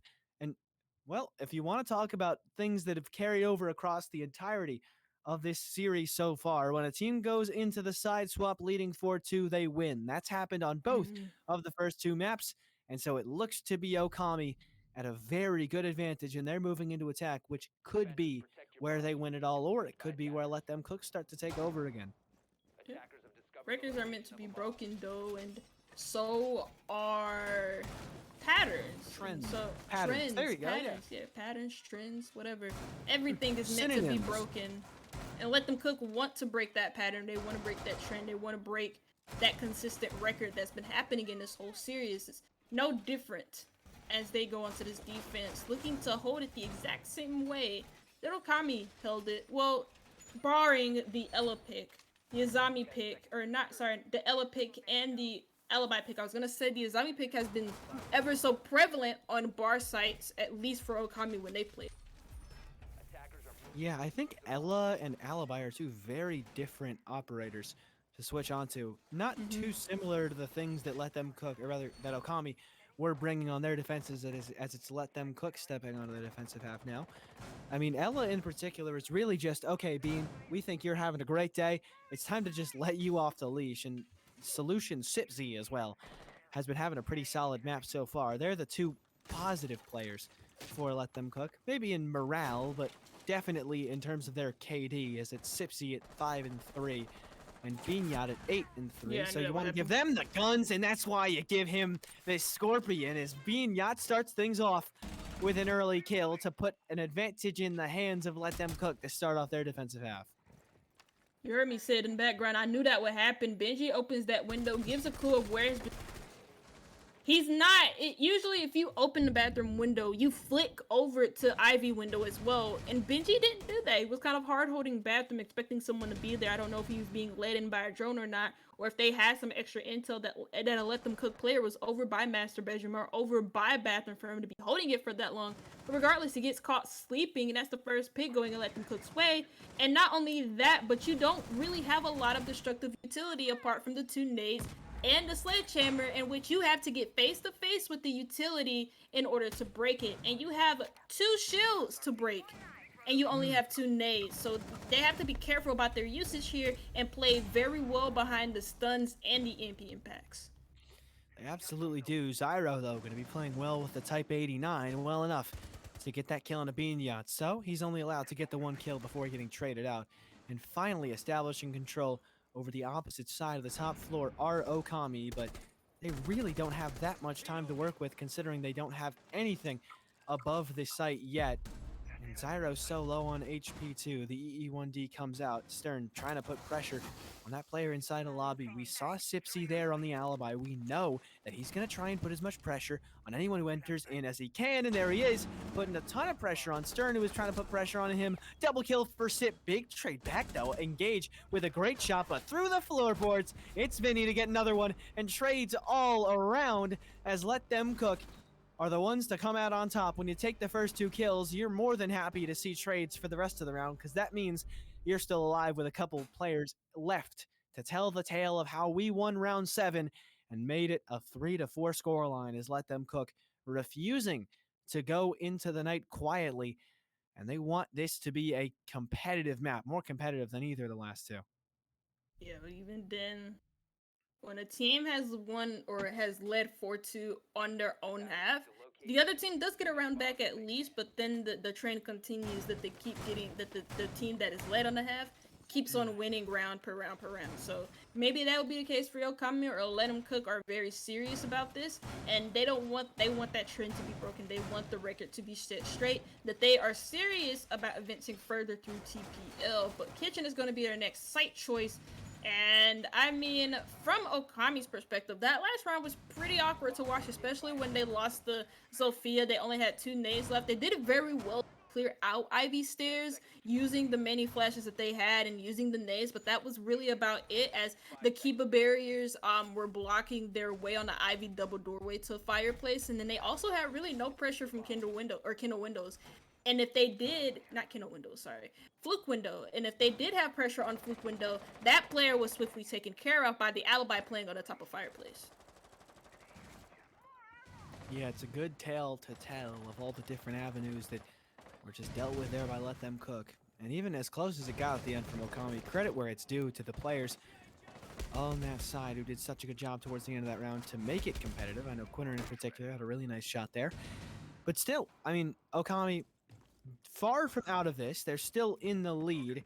And though they may have to continue to attack, which hasn't looked good so far through this map, I know you said trends are meant to be broken, as in saying that Let Them Cook need to buck the trend of the whole 4-2 half, other team wins one round, and then the team that isn't the one that just won that one round and won that first half earlier ends up winning the map at the very end. Is Vinny able to get one kill? However, that taking down of Benji was countered off by Beanyat going down, and there it is. Every action has an equal and opposite reaction, and this time, the equal and opposite reactions will leave Quinner and Ayers dead.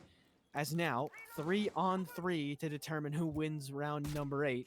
And both teams kind of just not fully happy, but not completely disappointed with this early round, and still so much time left to go.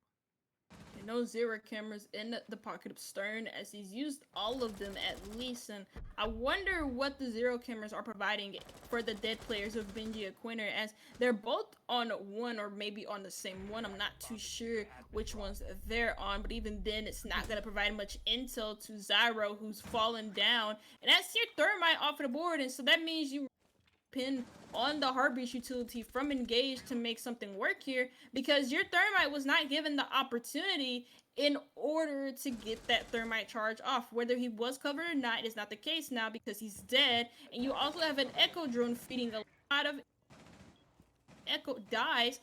There are dead teammates who could get on that drone and still ping out, and that could be a real big issue for Okami if they don't figure it out, which they seem to have, because it's been destroyed already. But Engage and Stern, the last two players alive, it seems like they're very confused on how they want to interact with the setup on the bottom floor. But again, you still have 2 hard breach charges in the hands of Stern, but it looks like they've already used the 2 in the pocket of Engage. Looks like It looks like he's already used both of his hard breach charges. So now he'll have to try and find other ways, more creative ways to get into the site, like contesting for trophy control, possibly. As Engage, look at him play off the window, but he's not going to be able to do so to any success, and Stern tries to come in from the opposite side. But both of them taken down by the T5, which has absolutely rang true through this map so far. And well, very clean end to that round, as Okami do buck the trend, and they are starting to actually never mind. It's not Okami who bucked the trend, it was Let Them Cook. I saw the 4-4 and got mixed up for a second, forgot it was who. But it's Let Them Cook who do buck the trend, and this is the first time we've seen 2 teams tied this late into the map. So it's already looking like the most competitive map we've seen all day.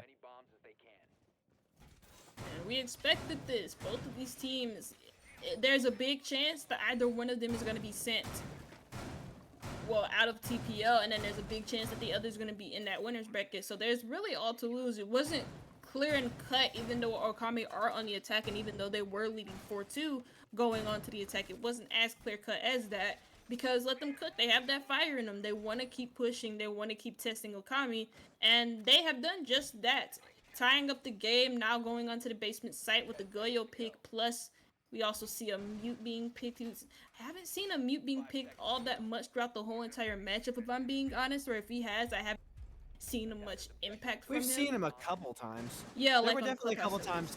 Yeah, like on Clubhouse, there was one time earlier this map where I'm pretty sure the mute was really helpful. Either that or it was just some weird kind of glitch that was preventing Kensu from putting down that exothermic charge earlier, if you remember that. Yeah. But we've definitely seen some mute, and I think we have seen a bit more smoke, if I had to guess. So when you've seen an SMG-11, it's normally safe to assume that it's the smoke, as nobody's picked up the diffuser. I'm sure that'll get picked up sometime soon, as yeah, it looks like Zyro Gonna start going for that one, and he will pick it up. Top frag on the side of Okami. That's Zyro on the hard breach. So all you support players out there who feel like it's so tough to stay on top of your lobbies, well, Zyro's found a way to remain on top of the scoreboard while playing Thermite and Smoke, the classic duo that everybody used to consider, oh, I don't want to play. I don't want to be a hard breach. I don't want to be Smoke. Well, Zyro's making it work. He's making it work effectively. There's 2 minutes left in this round, and we'll yet to see too much interaction between these two teams, save from a couple shots being fired at drones and maybe in the general direction of your opponents. At least they got the big wall open in Snowmobile, or garage at least is what they call it, Snowmobile by Trashkins. And that at least gives the Osa another angle to work with, that she has those shields to line up and play behind if the defense gets a little bit too aggressive, or if they swing out. It can make the Osa shields can make your defense play quite stagnant, and it could quite literally bring their attention onto that Osa shield, break them out of position, and then it helps your teammates get into prime positions to take those players out, which does seem to be the case. They seem to be, or at least in Let Them Cook's perspective, they seem to be focusing on Osa shields outside of the main garage wall, and that's forcing them to not only take more risk, take more gunfights, but it's also causing them to swing out and expose themselves quite a little bit. Yeah, they have exposed themselves just a bit, but nobody exposing themselves quite enough to take any fatal amounts of damage. Kensu has lost a lot of it. Is only playing on about 45 health, just under 50, but that's not going to be enough to kill him quite yet, so he'll still have impact in the round. Gas canisters still also having impact in the round, though. 40 seconds left and still having enough left. Oh, he's just running straight in. Engage decides he wants to make a play, and he goes for it, and that's going to set everything in motion. Stern's going to now look for possibly getting a diffuser plant, as he took some damage from the gas canisters. Another kill found on a bean-yacht swing from Vinny's not going to find anything either, and Okami looked to be striking back exactly when they needed to. The diffuser's been planted, going down the staircase, Sip able to find one, makes it two, jumping out from up top, might not be expected here. Kill him! Just going around the pile, somehow leaves that long, but playing around the pillar, the ring around the Rosie ends up working in favor of the Osa, swings out with the 5.56, and ends up able to find that kill. That went way too long for anything to really make sense, but Okami do find their fifth. I could just imagine the eye yelling from whoever is IG Okami saying, "Just kill him, please! Just kill him." You can see him. Why are we not shooting this guy? Why are we not shooting him? Kill him. I could just imagine that. That's always funny to me. Like, stuff like that happens. Every time I'm like watching a competitive match of Siege, and I see something like that happens, I'm just like, just kill him, please. But even then, Okami make that a little bit closer. It had to be. The chaos that the Vigil was feeding on got him 3 kills and almost could have ended him up with a 4th, but it wasn't the case, and so Okami do close out that round, put themselves one point away from match point. Maybe the train continues, maybe it doesn't.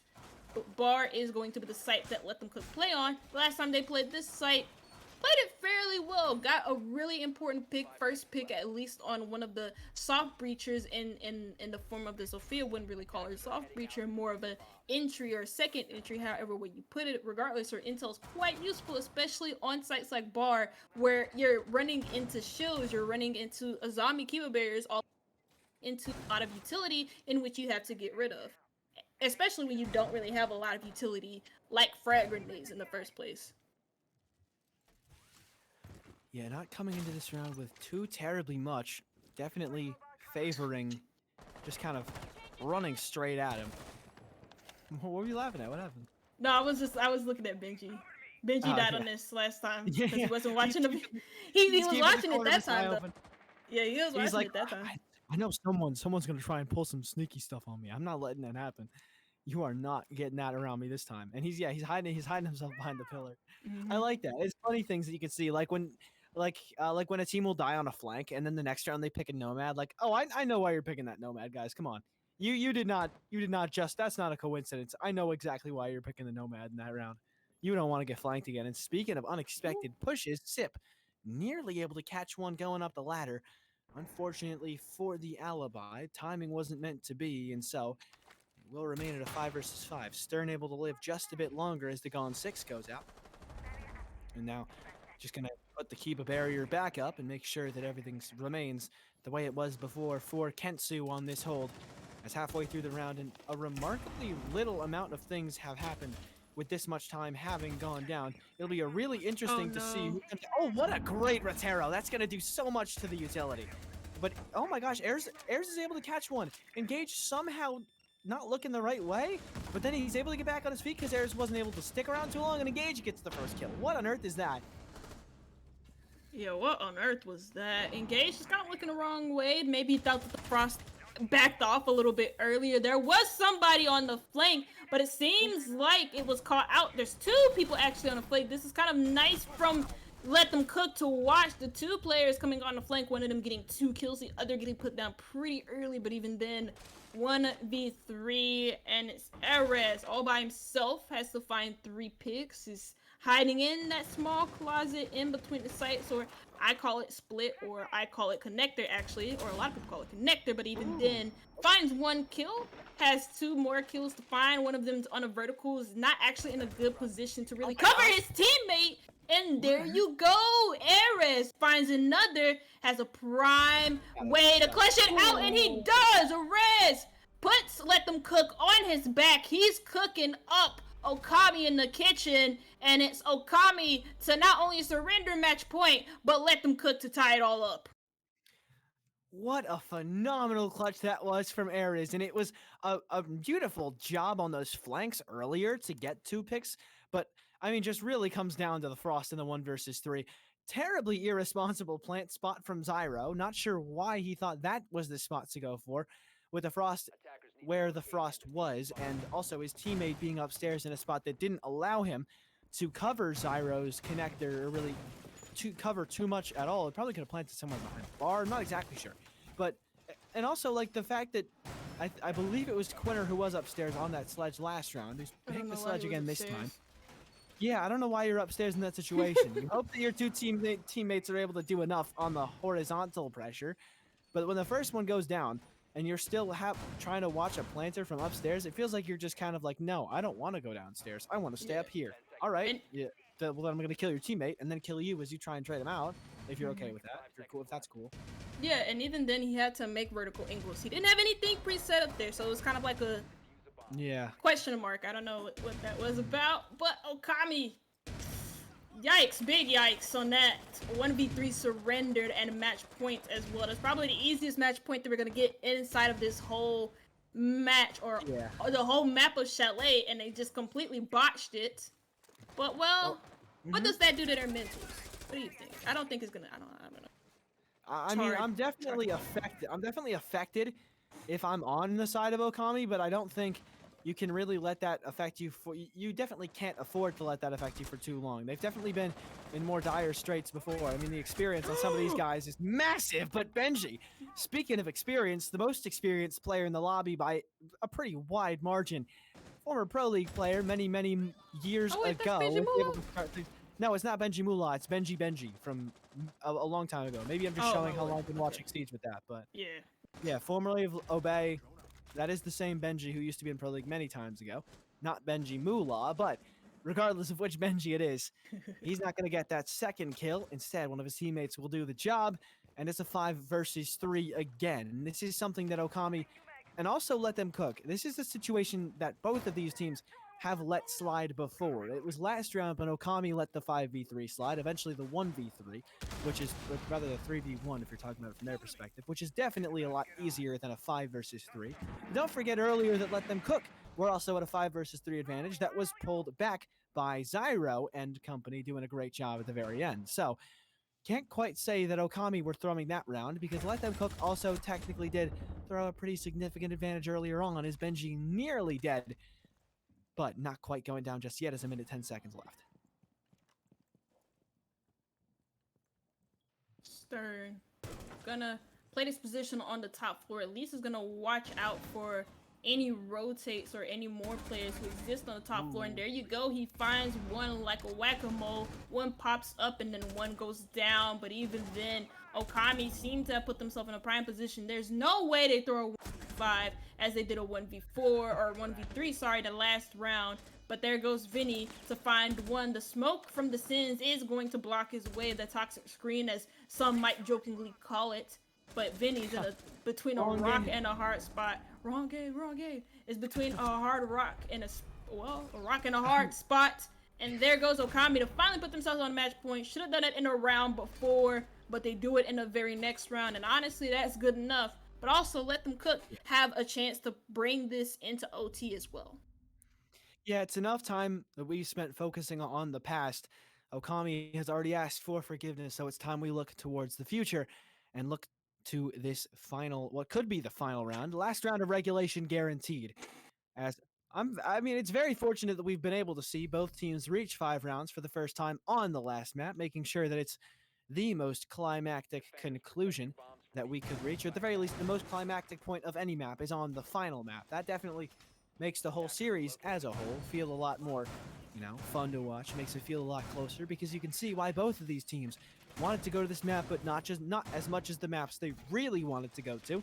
It's kind of just a quintessential series of Siege. Both teams relatively convincingly take the maps they wanted to pick, and now on the final one, it's been a bit of a closer one than the last 2 rounds. Definitely a closer map, especially within these rounds as well. Plenty of 1v1s, close clutch situations that we've been seeing at the end of these rounds, which shows that not only is it a closer map in terms of the rounds, number of rounds won by both teams, but the individual rounds are closer. It feels like every other round we're getting something where it's like the other team really could have done something there to win that one. That could have gone the other way really easily. And so it's just making it feel closer and closer and showing you how close these two teams are in terms of the amount of skill that they have.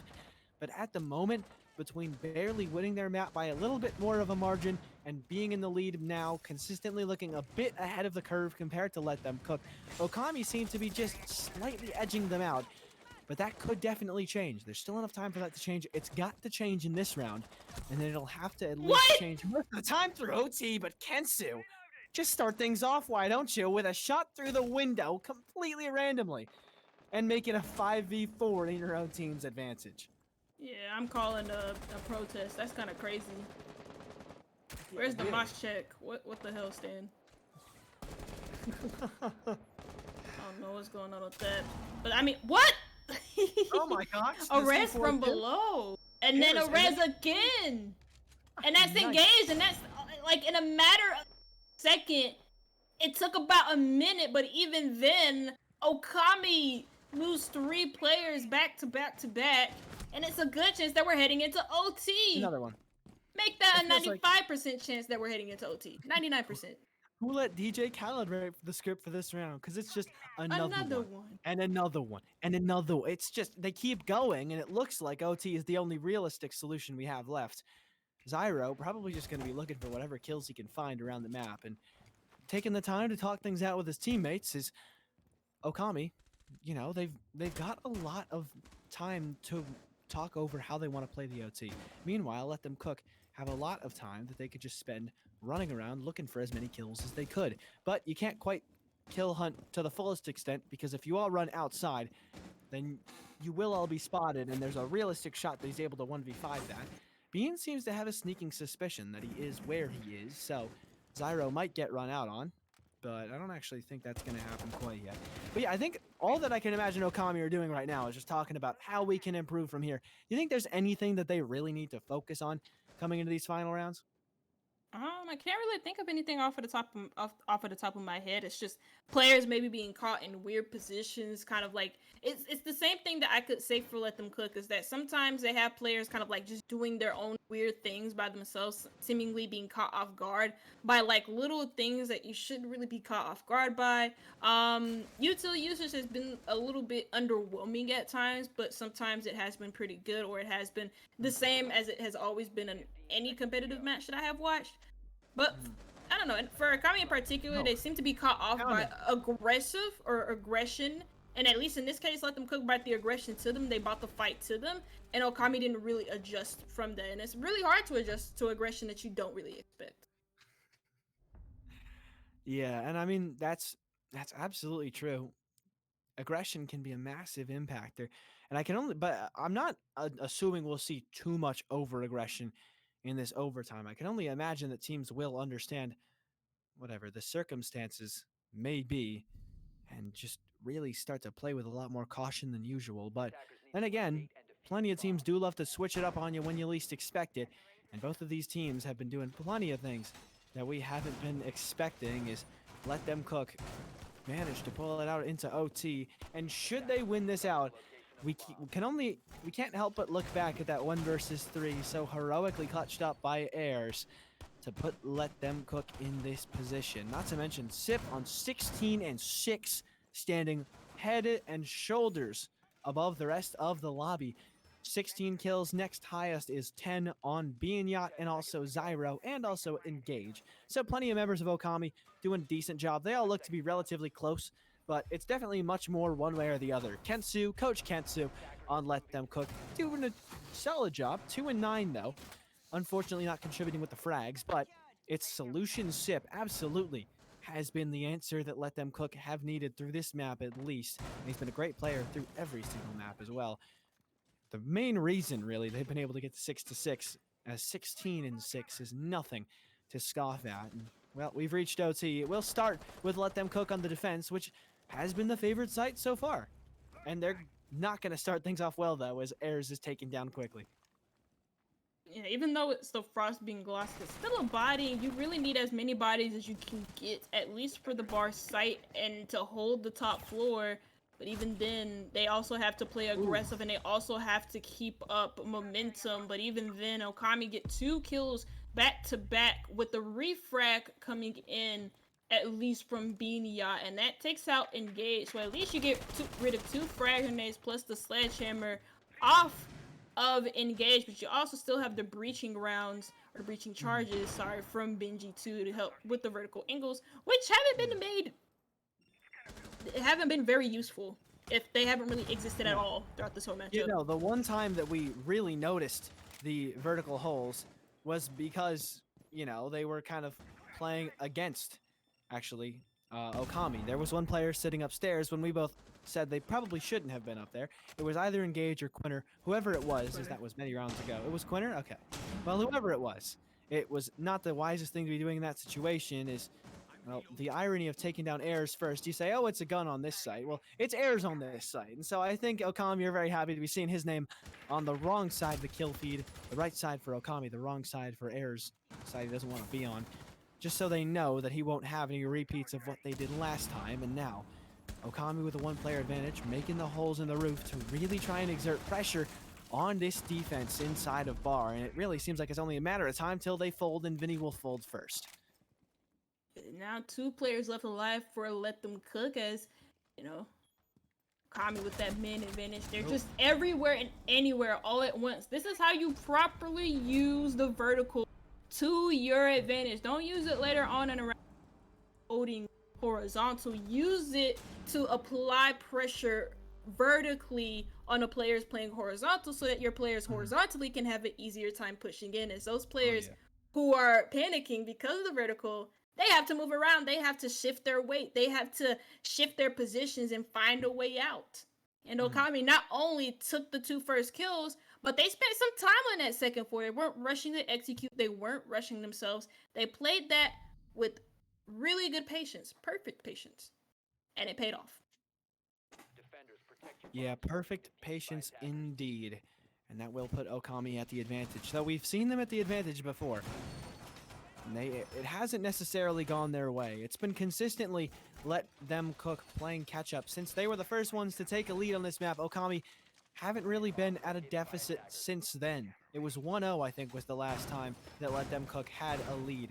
And since then, it's been Okami, the ones to be in the lead. If anyone is in the lead, it was 4-2, then 4-4. It was 5-4, and then it was 5-5. It was 6-5, and then it was 6-6. Let Them Cook have been sticking with them every step of the way, but will they be able to keep it up for 1 round more? They need this next one.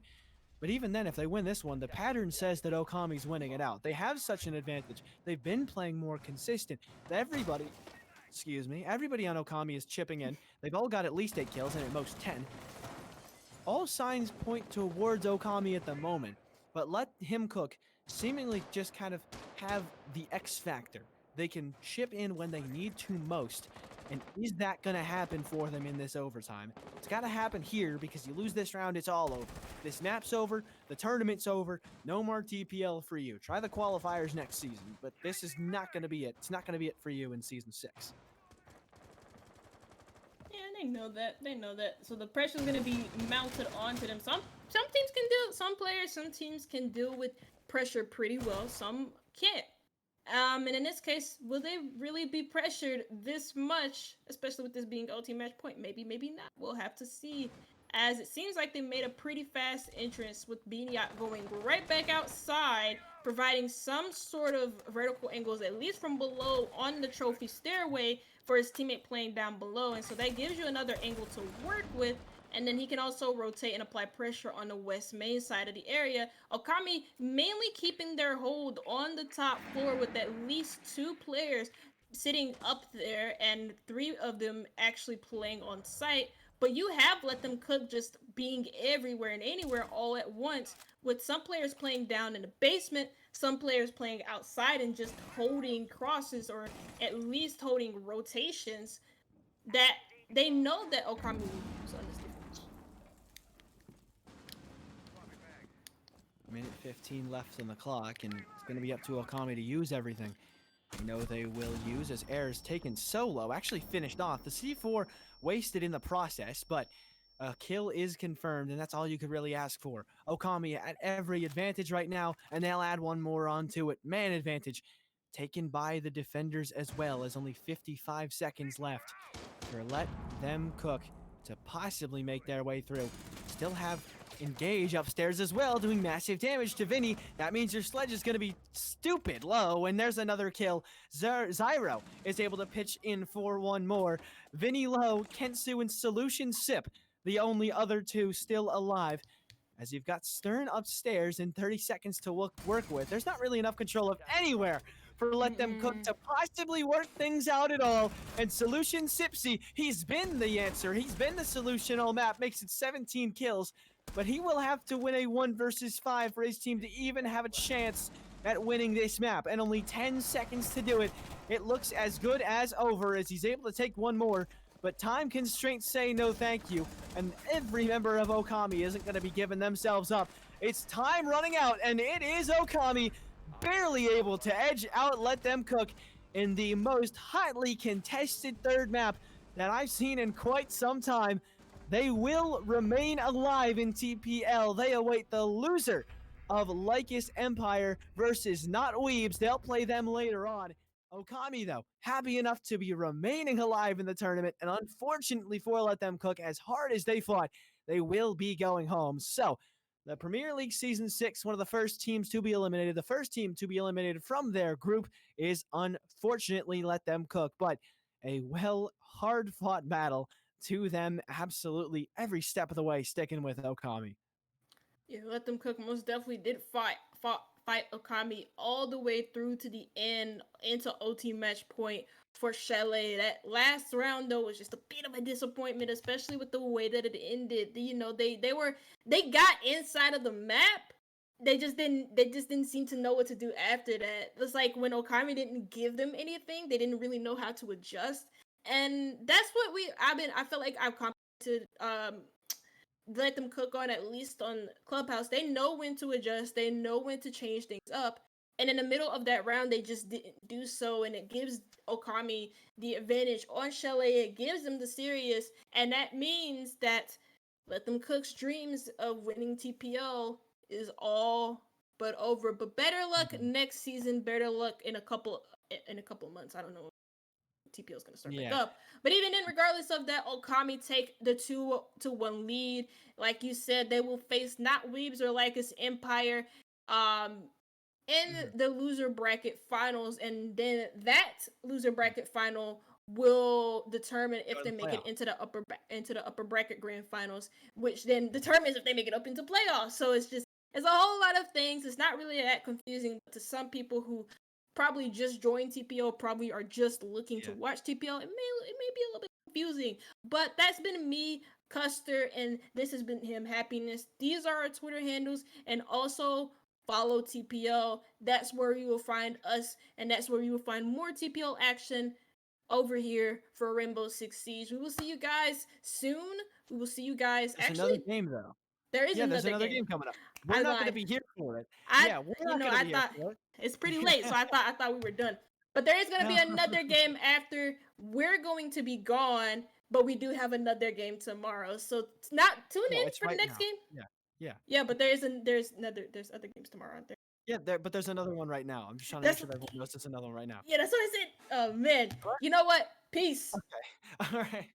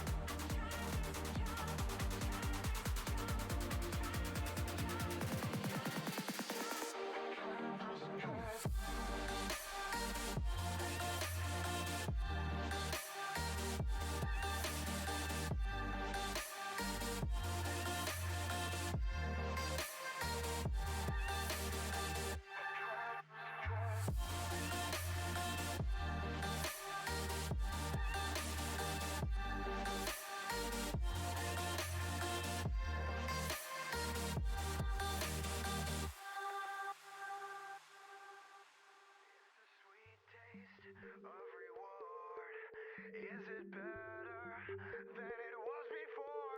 She's a dark, dirty girl in a world that tells her just how she should live. It's so easy to ignore. Push the limit just a little more. She would die for the chance just to change it, but she's got no more to give. When the lights go down, it becomes the very moment she can see that there's no easy way out of the place that she never really wanted to be. It's that one last kiss. Don't try to save your innocence. One last kiss, sealing all your empty promises over and over again.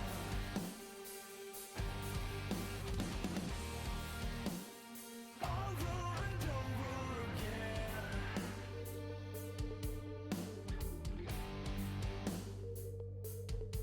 Lying face down on the floor, there's a dim light at the bottom of the door. Won't you just fall back on the darkness? It's calling your name.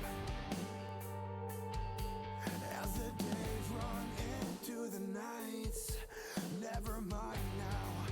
Ain't that 'cause everything's alright? So alone and heartless, tell me who's to blame.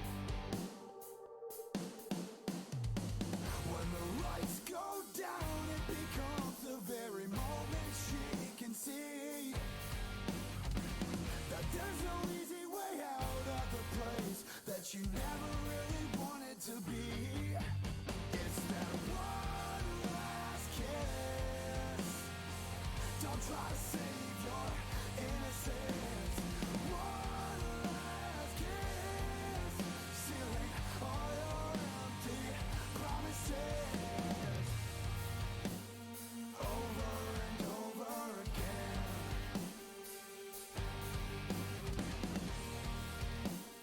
Over and over again. And if only you could let it go. Don't you wanna, but you'll never know.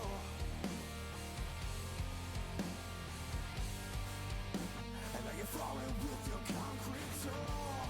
Don't tell me that you're in control. It's that one last kiss. Don't try to save your innocence. One last kiss, sealing all your empty promises over and over again.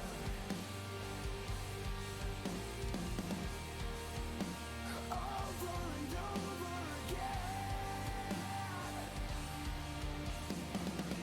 If only, if only.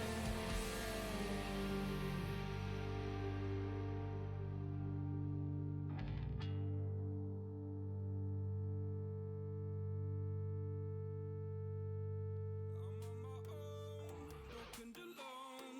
I feel the rain crashing down all around this empty town.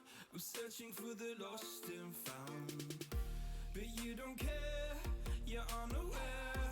Keep moving like the scars aren't even there. It's in the air like a blazing flare. Don't stare 'cause the flames will burn us. I thought you were the one for me. That's why I gave you everything. Held you close by the stormy seas. Oh, you meant the world to me. I used to kiss your head when you cried for me. Hold your hand while the pain was over. Keep you warm by the roaring sea. You meant the world to me.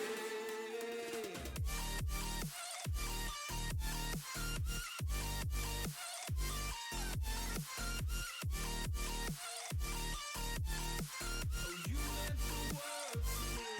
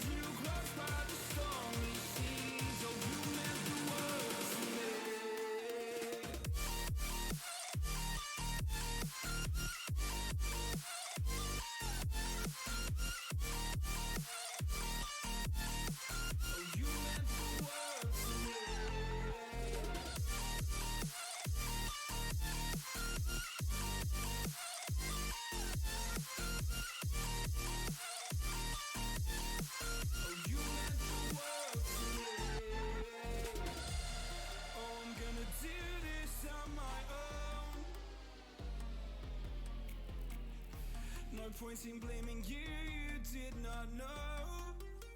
Oh, I thought you were the one for me. That's why I give you everything. Held you close by the stormy seas. Oh, you meant the world to me. Welcome back, everyone, to TPL Season 6. We got a nice little matchup going on now. You had one a little earlier that we saw as well. However, this time we do have Silly Cat Team, I believe as they're called, or they might not be. I'm not sure. Silly No, Cats. I'd say that's about right. They And are with they that, are some silly cats. However, they are going up the quite against the fire here with Team Ember. ooh, fuego. Look, I had to throw in a joke. I had to try my best. And I gave you one better. Okay, all right. You one-upped me. Unbelievable. One-upped on my own intro. Anyways, my name is Platypus, bringing you the new standard with my good friend Piercing here. How you doing, Mhm. bud? I'm doing outstanding. Had a good day at work, and now I'm gonna have a good day of casting. Just a dub after dub. What about you, Platypus? You're outstanding. Now we're outcasting.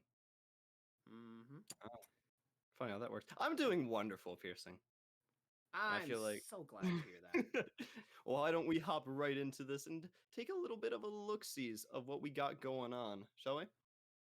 Sure thing. We got our standings here. We got Silly Cat Team versus Ember, as we're going to be watching.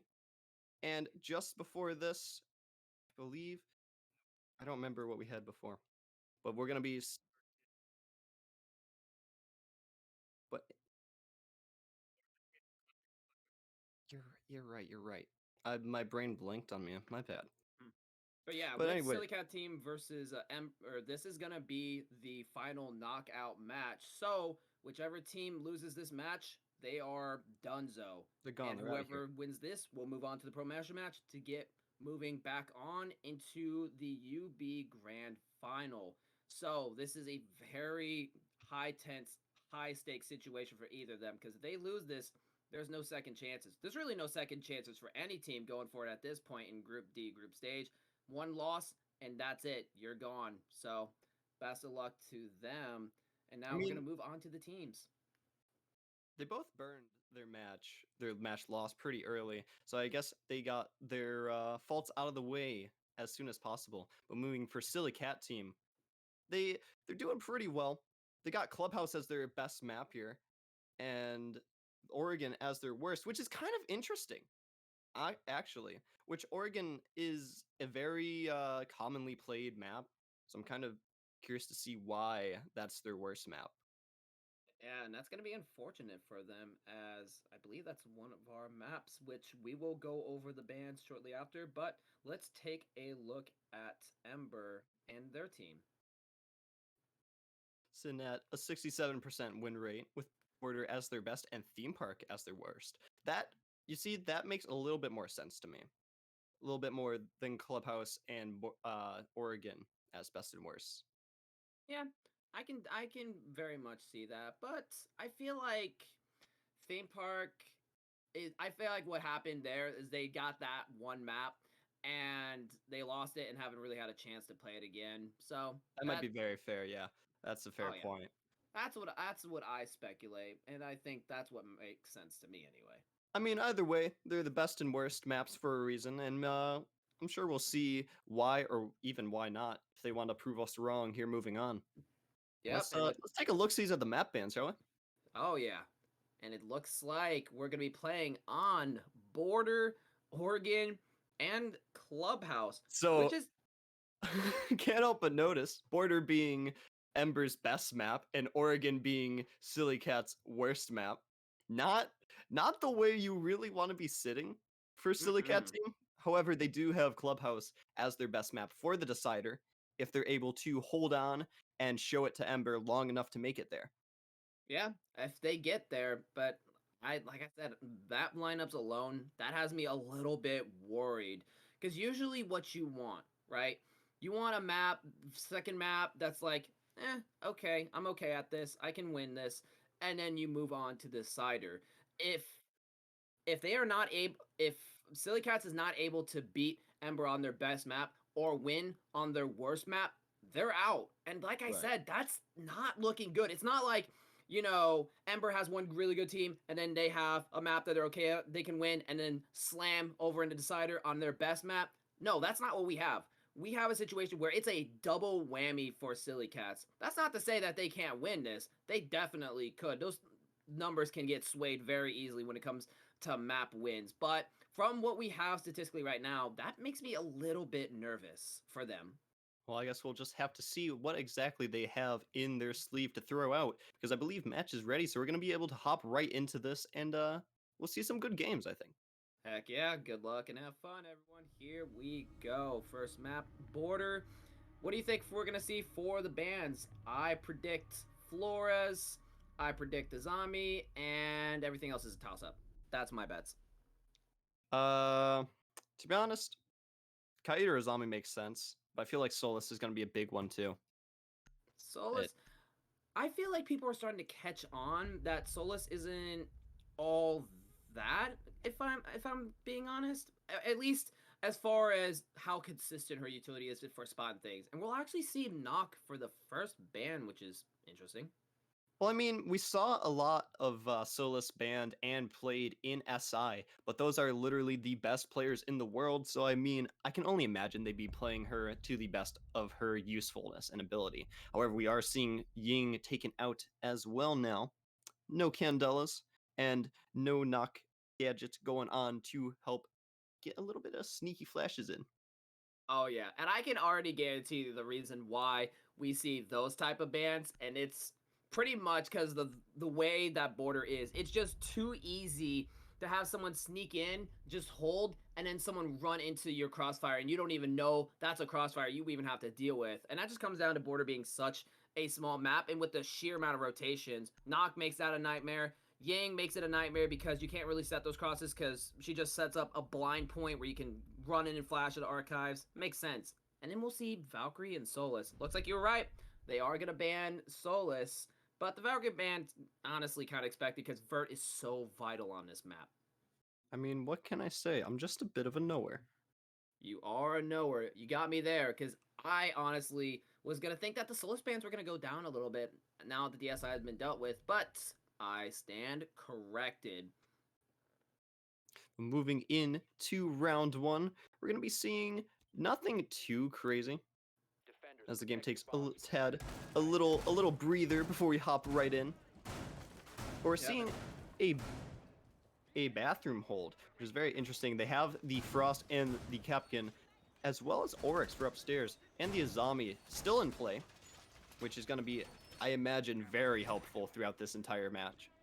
Mm-hmm.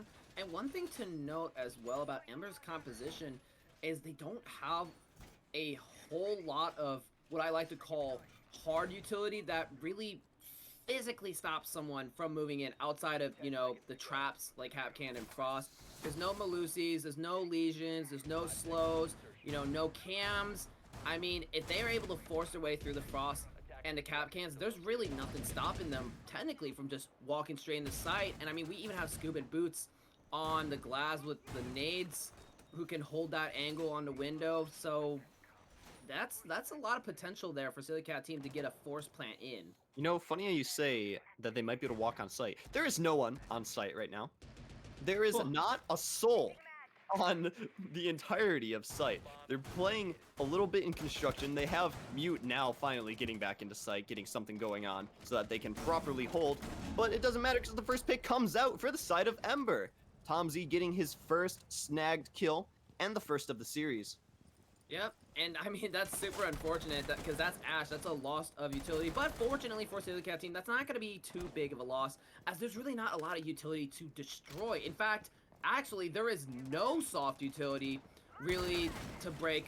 At least that is bulletproof. Absolutely nothing as we have Nitros, BPs. Well, there is a bulletproof shield from Frost, but that's honestly about it. So we still see that there's one player on the low side of site, and Steuben Boots being taken out by Suscake into a 3v5.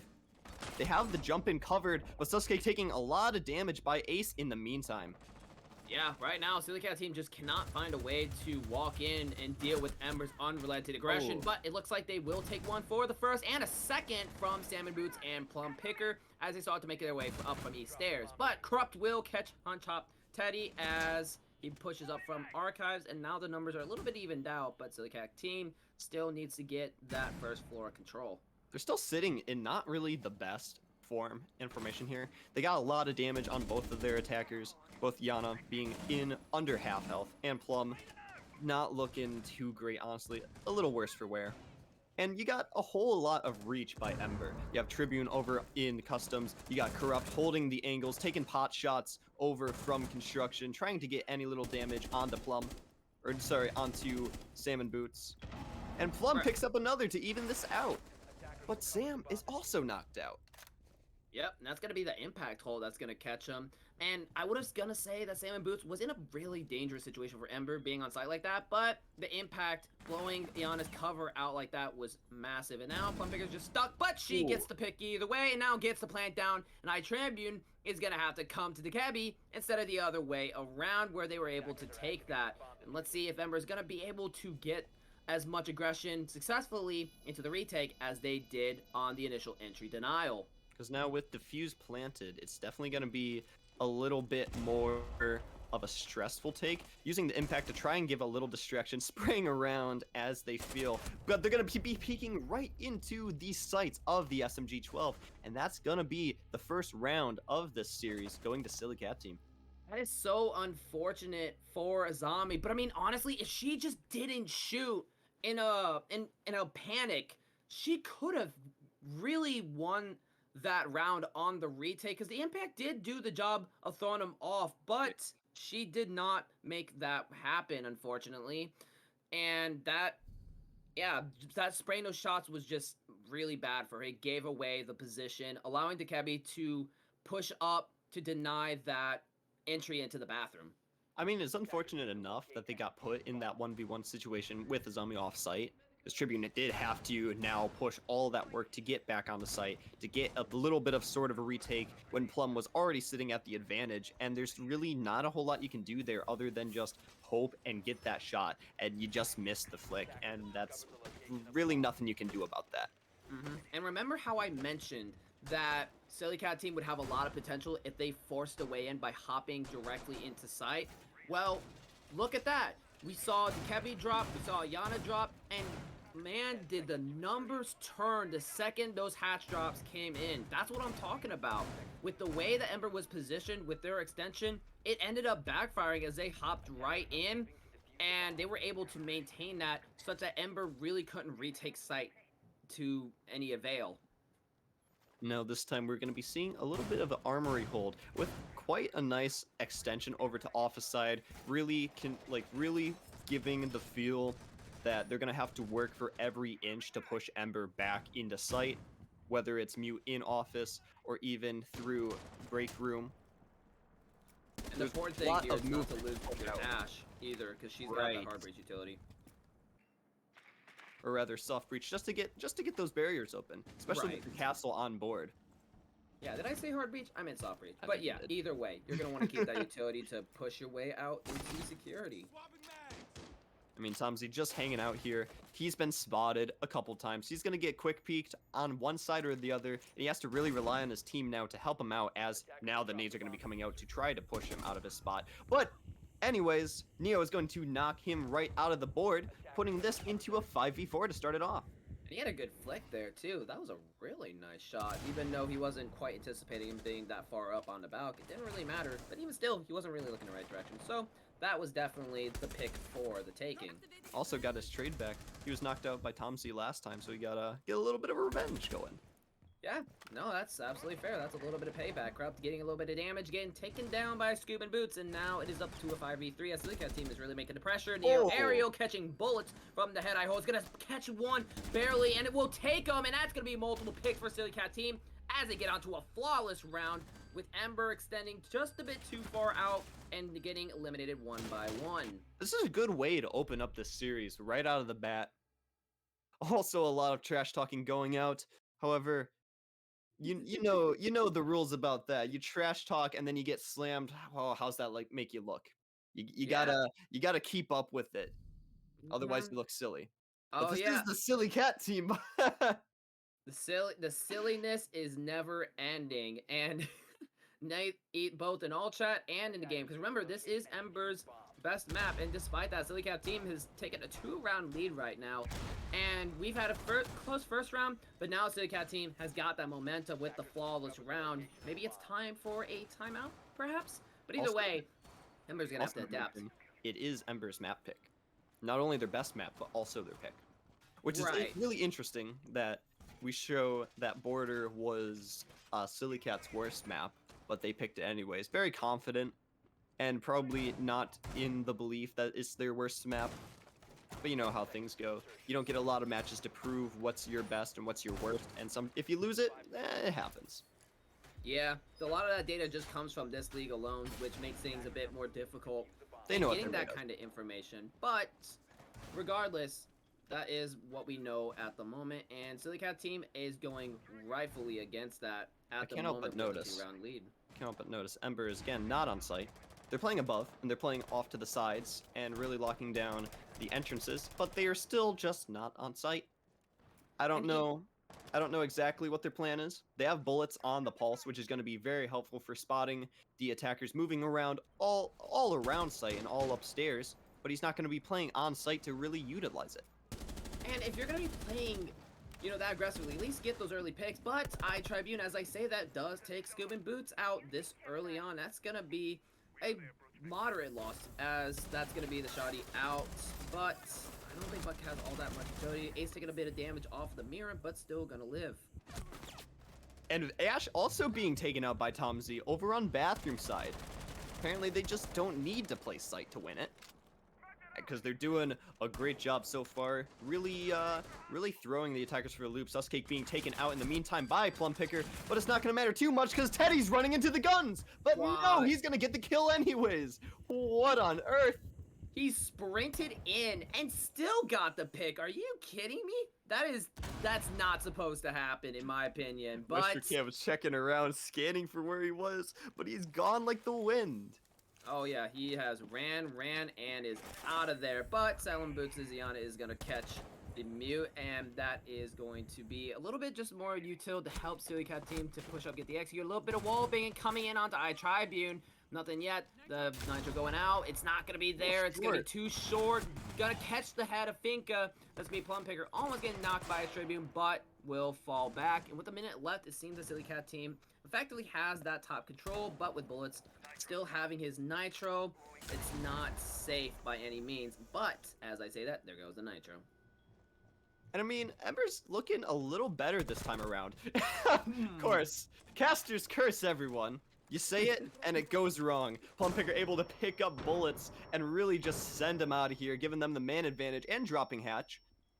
Possibly unheard. The knife coming out through the hatch. Only one left is Tomzy, and he will be taken out for yet another Silly Cat win.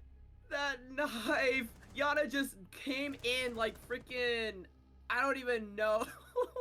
More talking and trash talking in all chat. But you know what I mean? Like, it reminds me of like one of those stealth movies. You know, the stereotype, you got the guards looking out, it's and a then real someone Sam just Fisher jumps move. in and knifes them. Sam Fisher, yeah. Yeah.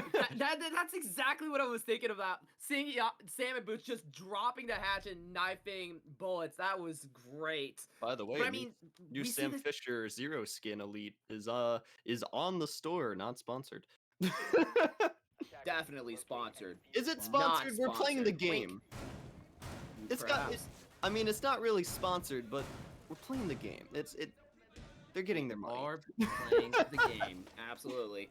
But one thing I want to mention as well is that Ember does a good job with their roam. They take a lot of picks, but the problem is that they don't really know what to do with that when it comes to falling back, when because it comes to execute. they lose so many on the fallback, and Silly Cat team is able to just force their way onto site or catch Right. them on the way back, and that's really where the problem comes in.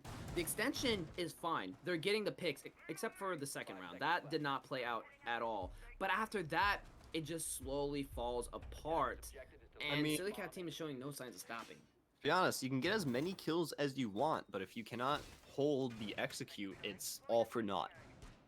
It's all null and void as all your attackers push onto site, getting pick after pick because you can't hold the peaks. You can hold the angles and you can be aggressive off-site as much as you want, but if you can't stop them from pushing in, then what does it matter? And the answer is, it doesn't matter at all. A very good point, in my opinion. We see I mean- Scoobin' Boots on Tally outside, which I don't see her a whole lot anymore. With the Black Ice, too. I mean, hey, Black Ice wins games. It does. But it does not win a gunfight for Salmon Boots as he's knocked out by Corrupt. And with that, Corrupt is actually going to be able to just fall back over to Workshop and is now holding safe. And we still have one over in Waiting Room as well, completely unpunished as of right now. So they have the man advantage again. And they're almost throwing the man advantage again. And they'll do just that as Tom Z is knocked down by Passport Side. And again, what do? They have all these angles on you. You're getting a little bit of pressure onto Passport. Neo taking a little bit of damage now from inside site. Tribune able to wrap around and hopefully catch one in a 4v4. Now turned 3v4 by the late Roam. And just a minute 30. Yeah, a really good flank, but here comes Silly Cat teams execute once again. And the numbers now even, and Ember a bit spread out. However, Corrupt and Bullets are playing off of each other, which could serve advantageous. But with the angles right now, if Azami, iTribune, gets picked off right here, that is going to be free clearance for Silly Cat team to walk into towers, which is going to be a lot of trouble for Ember. And Neo's gonna spot him, but not catch him. Almost gets him on the fire through the window and almost being taken out. A lot of shots going both sides, but none of them really connecting. And now Neo's sitting at desperately low health as Tribune just kind of plays for as much as they can and as safe as possible while all the attackers are moving right into sight, getting onto site, getting full control, and plant going down by Teddy on the ace. And looks like Oryx having a little bit of connection troubles as he's taken out by Neo. And now it's yet another 3v1, all in the hands of Tribune. And iTribune being up there would have been such a huge situation for Ember to win their first round, but the problem was she was vulnerable, she felt like she was, placed down to Kibas, and had to fall all the way back, and that gave Silly Cat team a perfect opportunity to run up. One down, but Neo Area will take iTribune, as we see yet another round for Silly Cat team. This is what I'm talking about. They overextend, or at least they have a problem falling back. Azami was in a perfect position, but the pressure was just too much for her, and that gave the perfect opportunity. Oh yes. All the trash talk. Give us all the trash talk. We want the juice. We want the drama. I want it anyway. And also, to be honest with you, Piercing, this isn't looking good for Ember. They are on their map pick, on their defensive half, and they're sitting at 4-0. That is not great.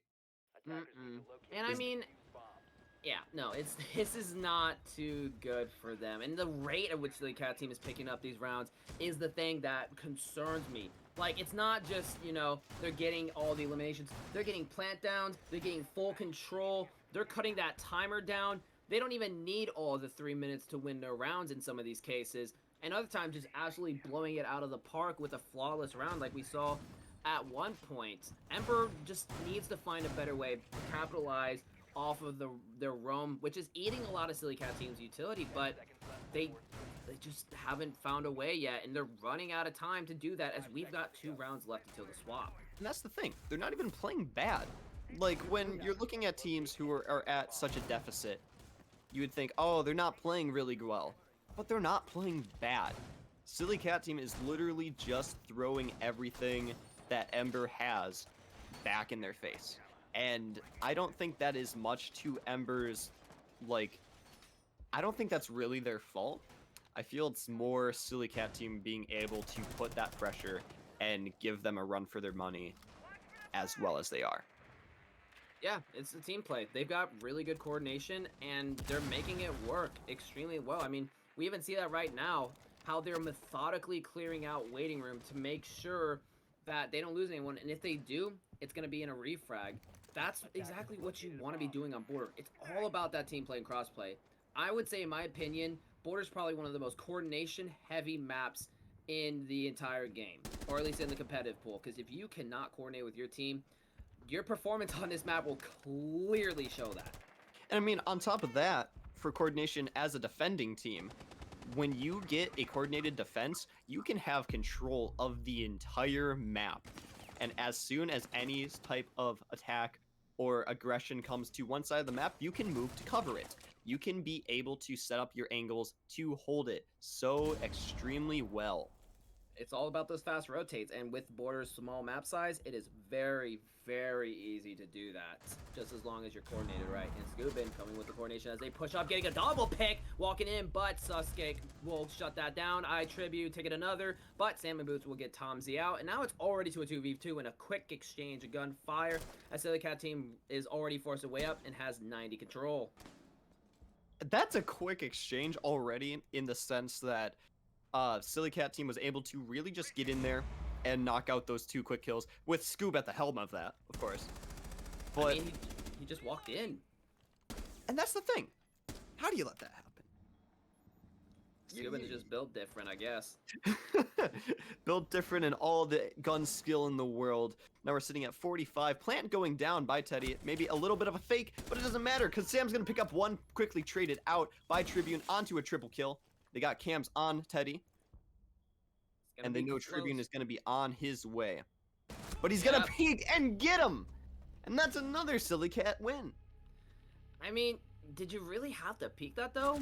You knew that he wasn't planting. Good shot on the ace, though, on Teddy. That was really clean. But, I mean, I couldn't have pulled it off because my mechanics are not good. I got good aim, though. But regardless, I mean, that's what happens. And there it is. There's the timeout. But at this point, maybe a little bit too late, as now we're at 5 rounds. And here's the thing. You already, in my opinion, get a free... how do I put this? A free reset when you go on a swap, because it's like you're now attacking, you're in the momentum for that, and now you got to get into the momentum of defending. And it's a lot. It's really hard to just keep that momentum on the swap, in my opinion. It's easier said than done, but so I mean, Ember, this is a good chance to possibly pick up 2 rounds right up from the start after this, but with the amount of damage is being done, and with the fact that it's really hard to pick up that first round after the swap because everything is changing, I probably would have called this much sooner. Not so close to the round swap. That's not what I would consider maybe the best play. I mean, to be honest, I don't know if this timeout is more centered for this map. It could be in anticipation of next map, because in that sense, I feel like that would make sense. Because again, this is a best of 3. You have to play more maps, and if you're not able to figure out what's going wrong in this map, that is a recipe for disaster, especially going into a map as easy to run the floor with as Oregon. Right. Okay, I get what you're saying. So they're just using it just to use it. So they I would can't... say so. Just so they Okay. can like really get down what happened and what they really need to fix moving into Oregon, or even into overtime rounds by chance this time. Fair enough. You know, I never really thought of it like that. But, yeah, no, I think that's a fair point, because if you're early in a round, you don't want to call that time, and you're like, this is still winnable, but then you at this point, you're like, holy fudge, this is not looking good. And then call that timeout and use this time from this round and the time from the next round to prepare for the next map and the overtime map. That's a lot of time to figure those kind of things out. But is it normal fudge or is it peanut butter fudge? Just normal fudge. Alright, that's fine. Passable. Passable. I've never had peanut fudge. That's... what is that? It's pretty good. So you got your normal fudge, but then you got like a nice little... Hold on a minute. We'll get back to that. What are we looking at? An absolute bathroom stack. This is going to be a rush and a half. And they're going for it. They don't care. They know one's there. They have Teddy watching it. And Tom Z is immediately out of there by Plum Picker on the SMG-12 in an immediate 5v4 as they're just going to rush onto site. They realize that no one is playing site any of these rounds, so they're just going to run it. Holy moly, are you kidding me? Wait, no, that wasn't site at all. Oh, it's going to be right over, but... they're already in. Salmon Boots is already in. They just ran in and flooded the bathroom stall. I feel so bad for Tom Z. Just imagine you're sitting there. droning, trying to do your roam, and you just see 3 faces, and there's the down onto bullets. Silly Cat team just looking to shoot down as much time as humanly possible, so Ember doesn't have the chance to take this back. But Scoobin getting another, Krukt looking to possibly make something happen here, but I don't think so. Zero Aerial will catch him as well. Tribune trying to make a fight, but that's not gonna happen. And I mean, there's really nothing you can do about that other than, well, play sight. Because if they find that spot and they find the way in immediately, they're just gonna run it. And of course, Tom Z is very unfortunate being on cams, but that is like, come on, that's the risk you run playing Maestro, playing Echo, playing Valk even. You have those cams, but you have to use them. So you're just gonna be sitting on cams somewhere out throughout the map. And if they find you while you're on cams and you don't know, well, then what can you do? You're And caught with your pants around your ankles and in the bathroom, no less, for Tomsy's case. And yeah, that's just unfortunate. and the answer really is not much. They recognize the playstyle and they punish that so hard. It's a really tough situation for them. And now we're looking at the 6-0 situation on the swap. I really don't know what Ember is gonna do here. I mean, if they can get in aggressively like they did with their entry denial, they can get those numbers back down once again. But are we gonna see a repeat with Silly Cat team just gonna be able to hold down sight and wrap it back around? I don't think know. we're gonna see. I think we're gonna see a spawn peak actually. You think it's gonna see a spawn peak? You know what? I don't see can any see other reason that Rook is on the board right now other than the 2 times with the MP5. Oh, that's But toxic. I don't know where Rook has he'd his be. uses. Let's Nah, be I'm just honest. kidding. Let's Spawn be peeking. honest. Even with withstand as an ability, we see Plum also spawn peeking as Warden. That's like, come on. Oh, They're yeah. playing so aggressively. Oh, you yeah, have, we even... you have I'm sorry to cut you Neo off, for, but we you're have good, you're one on good. the security door. Look at that, near area. Yeah. He's just hanging out. Neo's ready, waiting for the repel. He's gonna hop out any second. Sure, we can get drones up here to check him.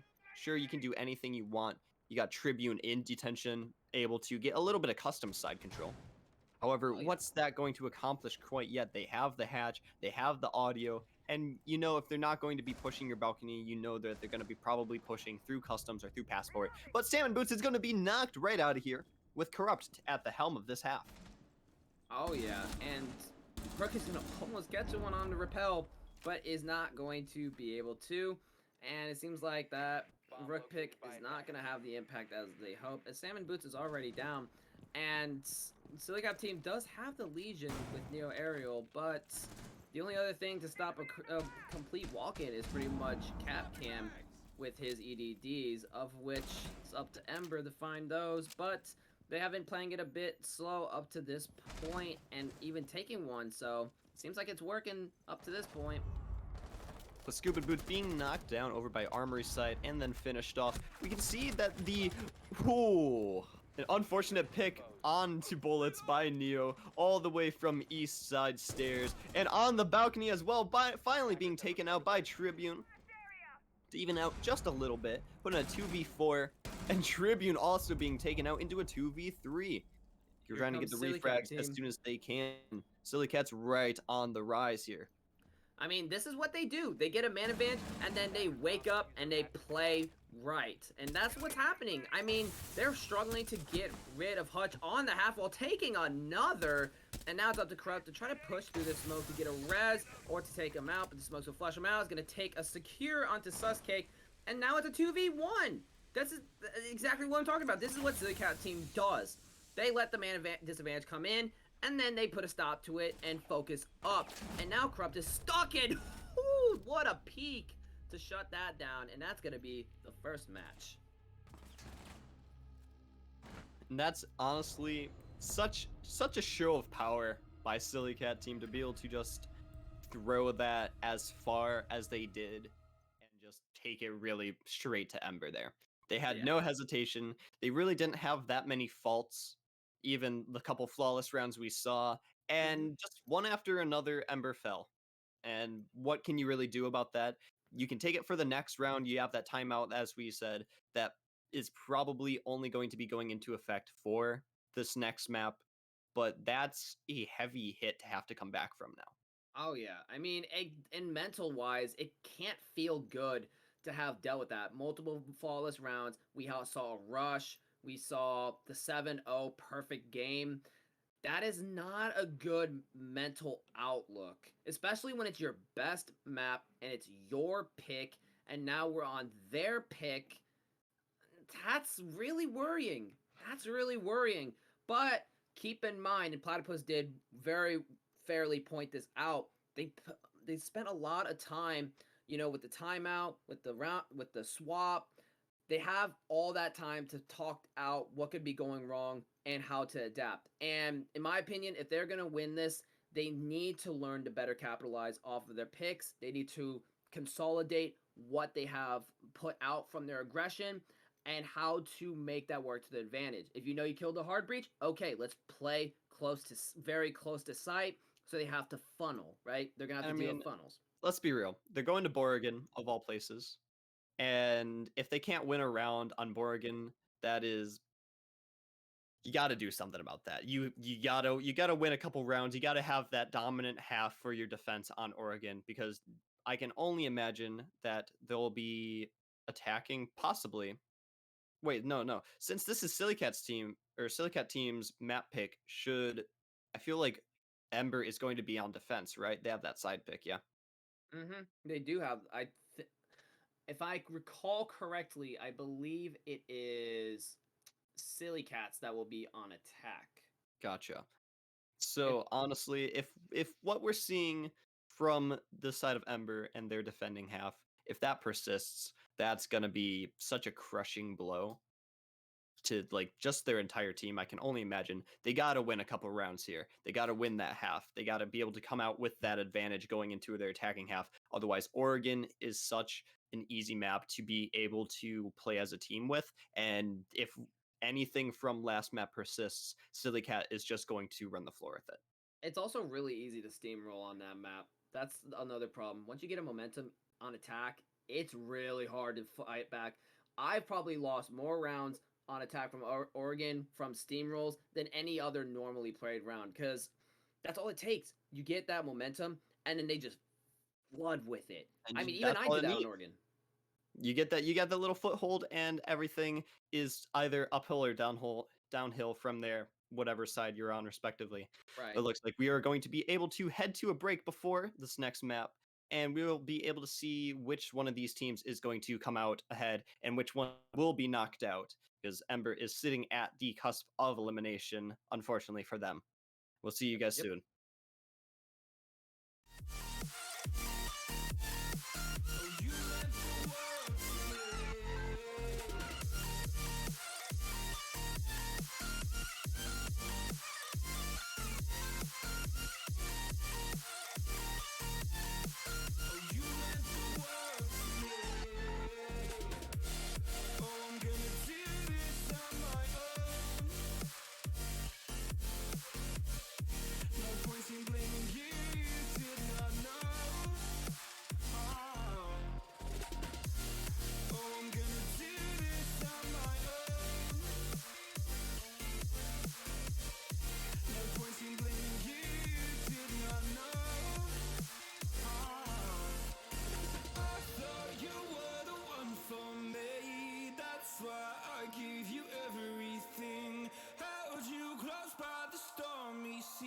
Oh, you meant the world to me.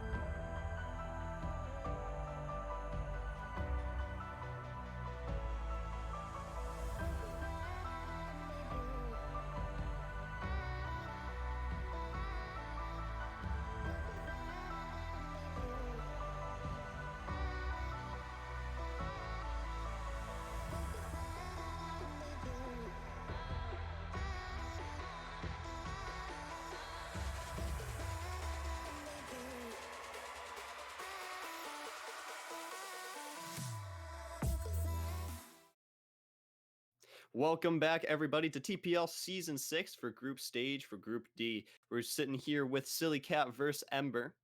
And we had our first map of this series, and not to say a bit of an upset, but definitely a deficit, sitting at 7-0 with Silly Cats running the floor throughout the entirety of Border, and Ember not really able to do anything about it. Able to get some kills on their defensive side, and able to get a couple of good man advantages, but never able to capitalize, and were ultimately shut down by each and every execute Silly Cat did. However, we might be able to see if that persists, or if Ember is able to do something about it, because we are going to be heading into the lovely, lovely map of Oregon, as everybody so enjoys calling it Borrigan, because there is Oregon. nothing so interesting about it. Because it's overplayed. All And right. we're going to hop right into it for one more time in a couple moments, because we are not fully ready. However, we will continue talking as if we Gotcha. are. We play a little tomfoolery, a little trickery, a little goofballish. You've as- been baited. You got jebaited. You got jebaited. I don't know what he's on about, I'll be honest. And it Ah. looks like we're going to be heading right back to break due to some technical difficulties, and we will see you soon. Much love, you guys. Thank you In for just a sticking with sec. us.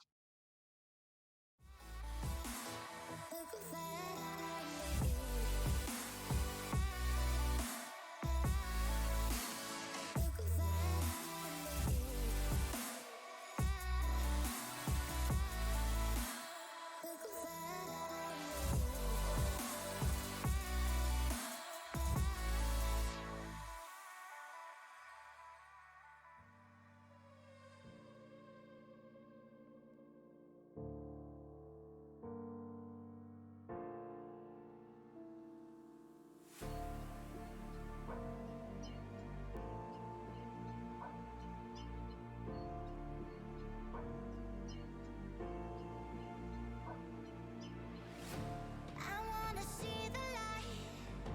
I wanna see the light. I wanna see the light in your eyes. I wanna see the light. I wanna see the light in your eyes. In your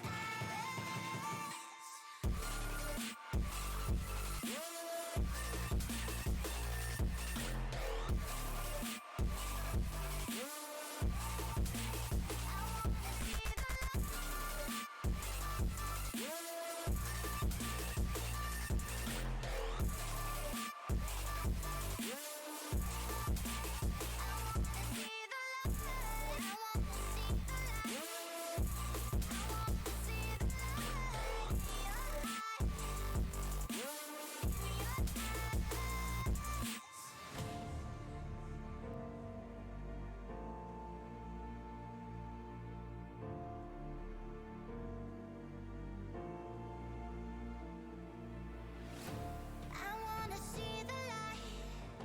I wanna see the light. I wanna see the light in your eyes. I wanna see the light. I wanna see the light in your eyes. In your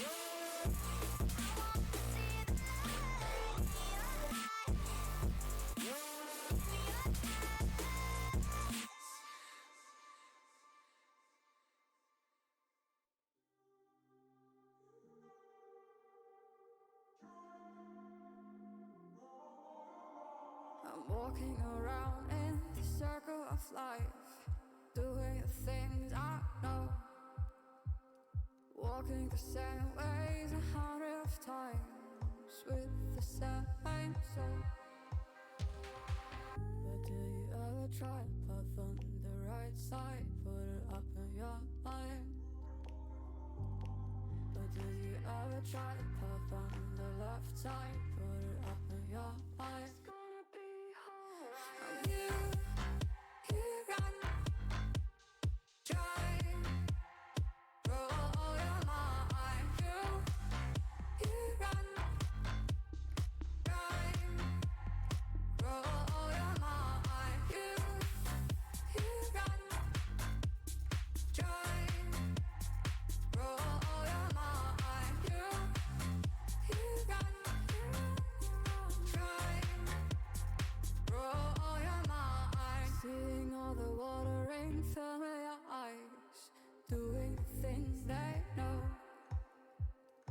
talking about the same old stories they've heard about the people they think they know.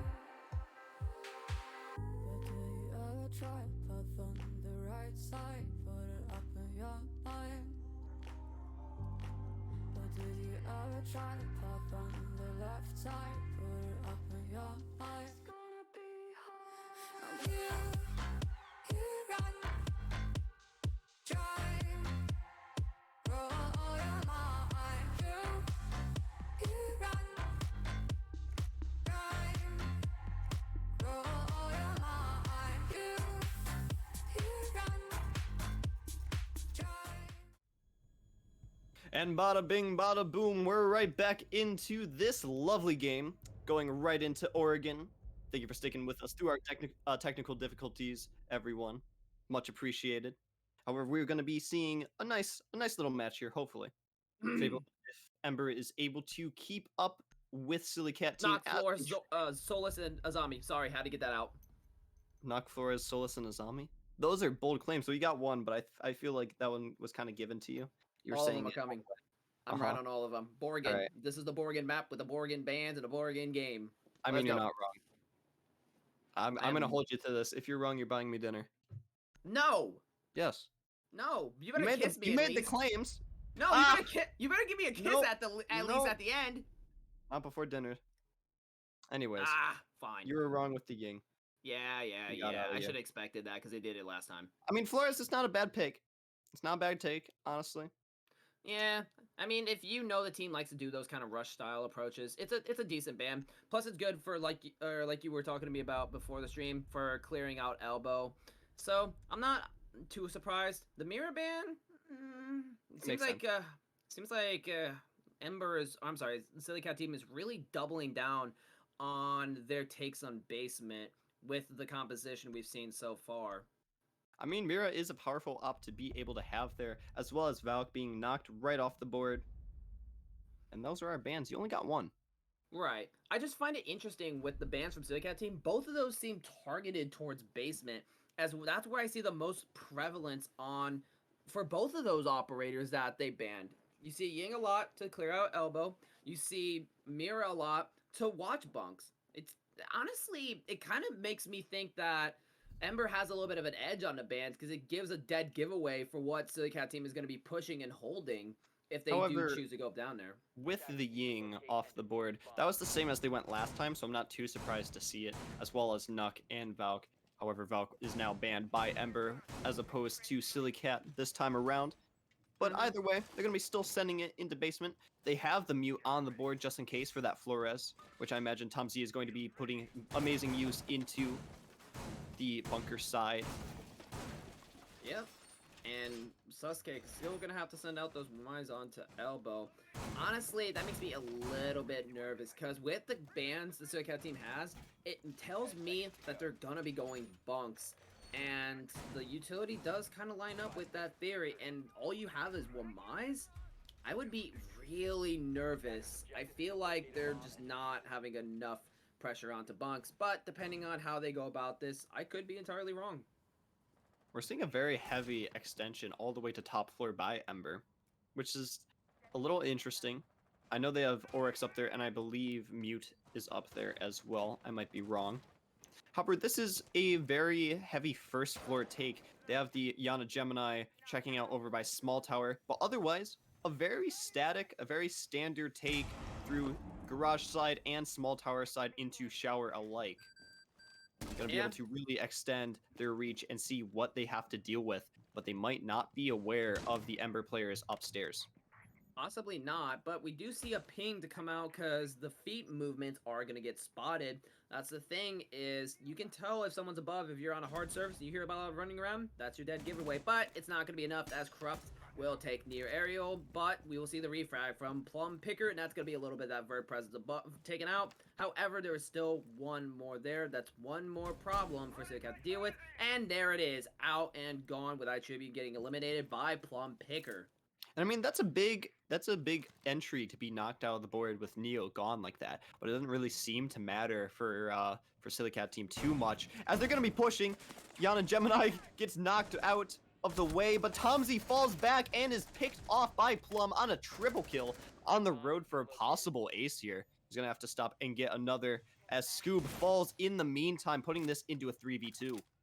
Imagine if that was like an actual Iana and not the clone. That would have been so unfortunate. I thought it was, to be honest. He kind of tricked me. I was very confused about what I was watching because they were just running at him with no guns. That is fair. I even have the enemy and the observers confused.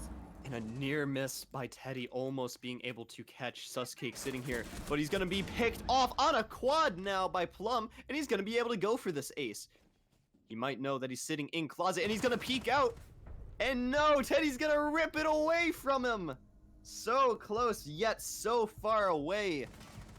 You took the man's ace. How can you do that, Teddy? How dare you?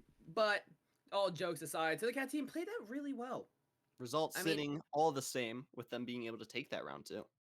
If they had if Ember put up more of, actually no, if I'm being honest, if Silly Cat team even had one more pick lost because of second floor, that would have been a really bad situation because that would have meant effectively they were not getting that second floor control. But with the way that Ember was positioning themselves, Silly Cat team basically took top control without even really have to go up there. Just push them off, kill them, and then move on. And they did that in such a fast fashion.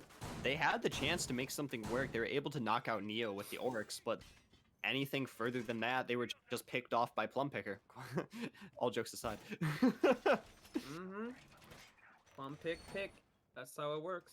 But I imagine they're going to try to do something similar. Because, I mean, it didn't work great the first time. And who's to say it will again? However, they do have the chance to make it work. They dropped the Wamai, they picked up the Jaeger instead. And they still have Suscake. I believe he was Capcan last time as well. I'm not quite certain, to be honest. Don't think so. Otherwise, everything's looking the same. Oh yeah, well, there is Scoob and Boots on the Amaru. That did get locked in. I will point that out. Interesting. And then we have Sam and Boots on the sled, and here comes the push up. They're trying to get rid of that second floor presence immediately, but Suscake is going to take Neo aerial on a cap can. Yikes. That is not what you want to see. Just early on, check your feet, kids. Check your feet. You don't want your ankles being gone. Yeah, well, that's I can say for sure Neo aerial got her ankles blown out. Well, that's very unfortunate. Losing your entry the first time to a gun is much different than losing it to static, unmoving, explosive tripwires.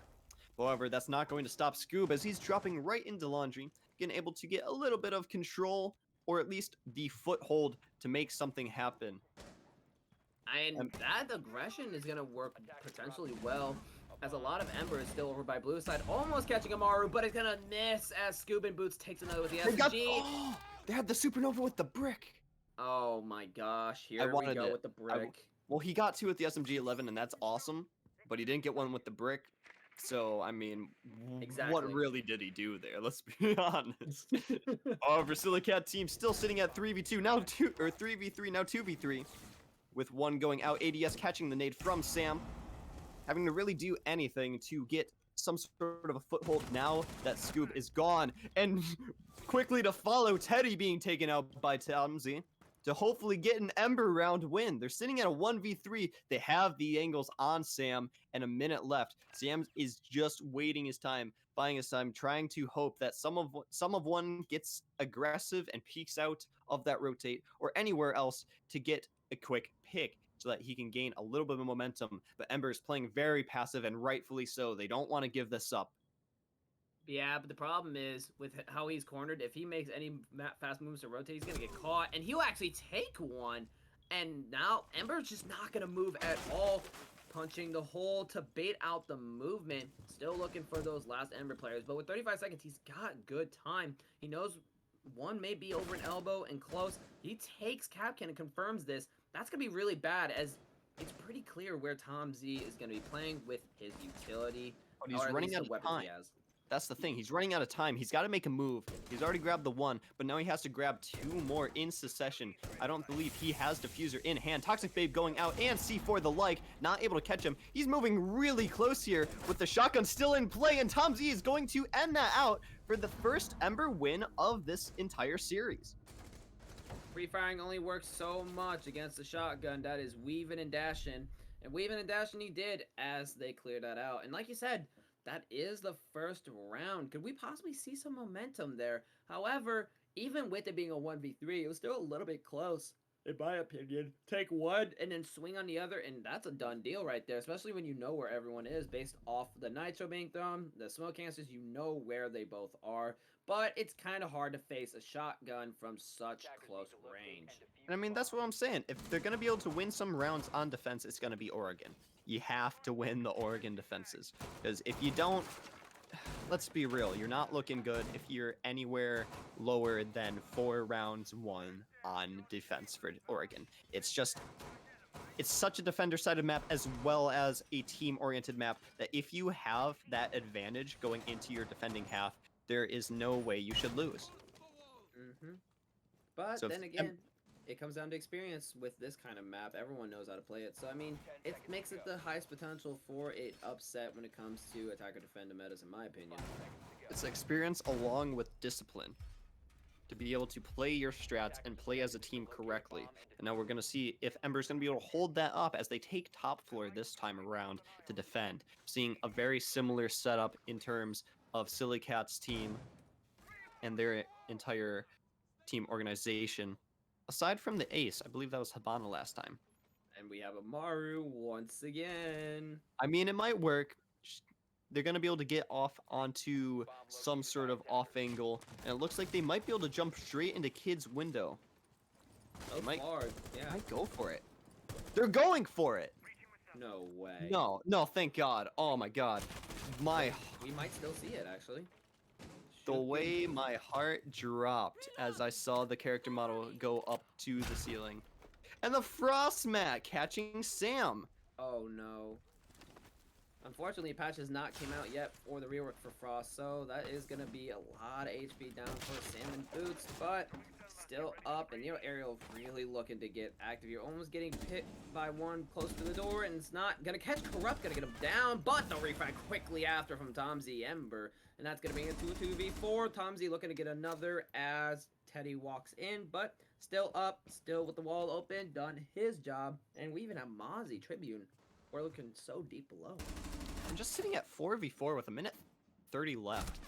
Tomsy being right knocked out, and Suscake, and bullets, one after another, into a now 4v1. A very desperate situation for Tribune to now have to walk back from.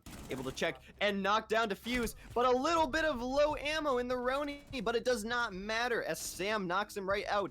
Doesn't even matter that he was at 20 health, he was still able to get that headshot and secure the round for Silly Cats. I find it crazy how Ember had 3 different people swinging 3 different players, all lost. Bring it to a 1vx situation in such a fast manner. That's not what you want. And that's going to be Silly Cat Team's second round. But, I mean, if they just didn't do that or won those fights when they were aggressing like that, because they did get a pick initially, that could have been their round. If you want to win, just don't do that. Just don't lose. That is the entire vibe. That's all I got from you right there. If you want to win matches, just win the matches. I mean, am I wrong though? That's like the best advice that anyone can give you. Just win your rounds, bozo. Just win your gunfights. Bozo. I don't get it. Oh boy, Frank, get a grip It's piercing. that simple. I'm telling you, really. Or whether it be all luck or all skill, Silly Cat Team was able to grab those consistent kills and headshots no less onto each defender that they came across, despite being slightly low health from whether it be gunshots or frost mats. PSA kids, watch your legs. Whether it be Capkin traps or frost traps, they all hurt. Oh yeah, and we have bullets back on the Frost as well. And that's going to be a good pick for them, as Silly Cat Team has ran into those traps on multiple occasions, and we still, once again, see Shupkin on the Amaru going to catch that Nitro, which is going to be huge as that's going to allow entry over into Armory, at least without a fatal repercussion. Neo aerially trying to push up into Bedroom, and it looks like the Cat team is going to be going for possibly a similar type execute once again. That's Suscake's C4 gone too. On the Warden, probably not. You don't want a C4 gone in any situation, but especially on how mobile Suscake has been on Warden in general and just as a role. That's not something you want to lose. However, a lot of damage going out on both sides from Corrupt and Neo, and a little bit of underneath control going on by the entirety of Silicat. A Summon Device is going out to get some, closet control.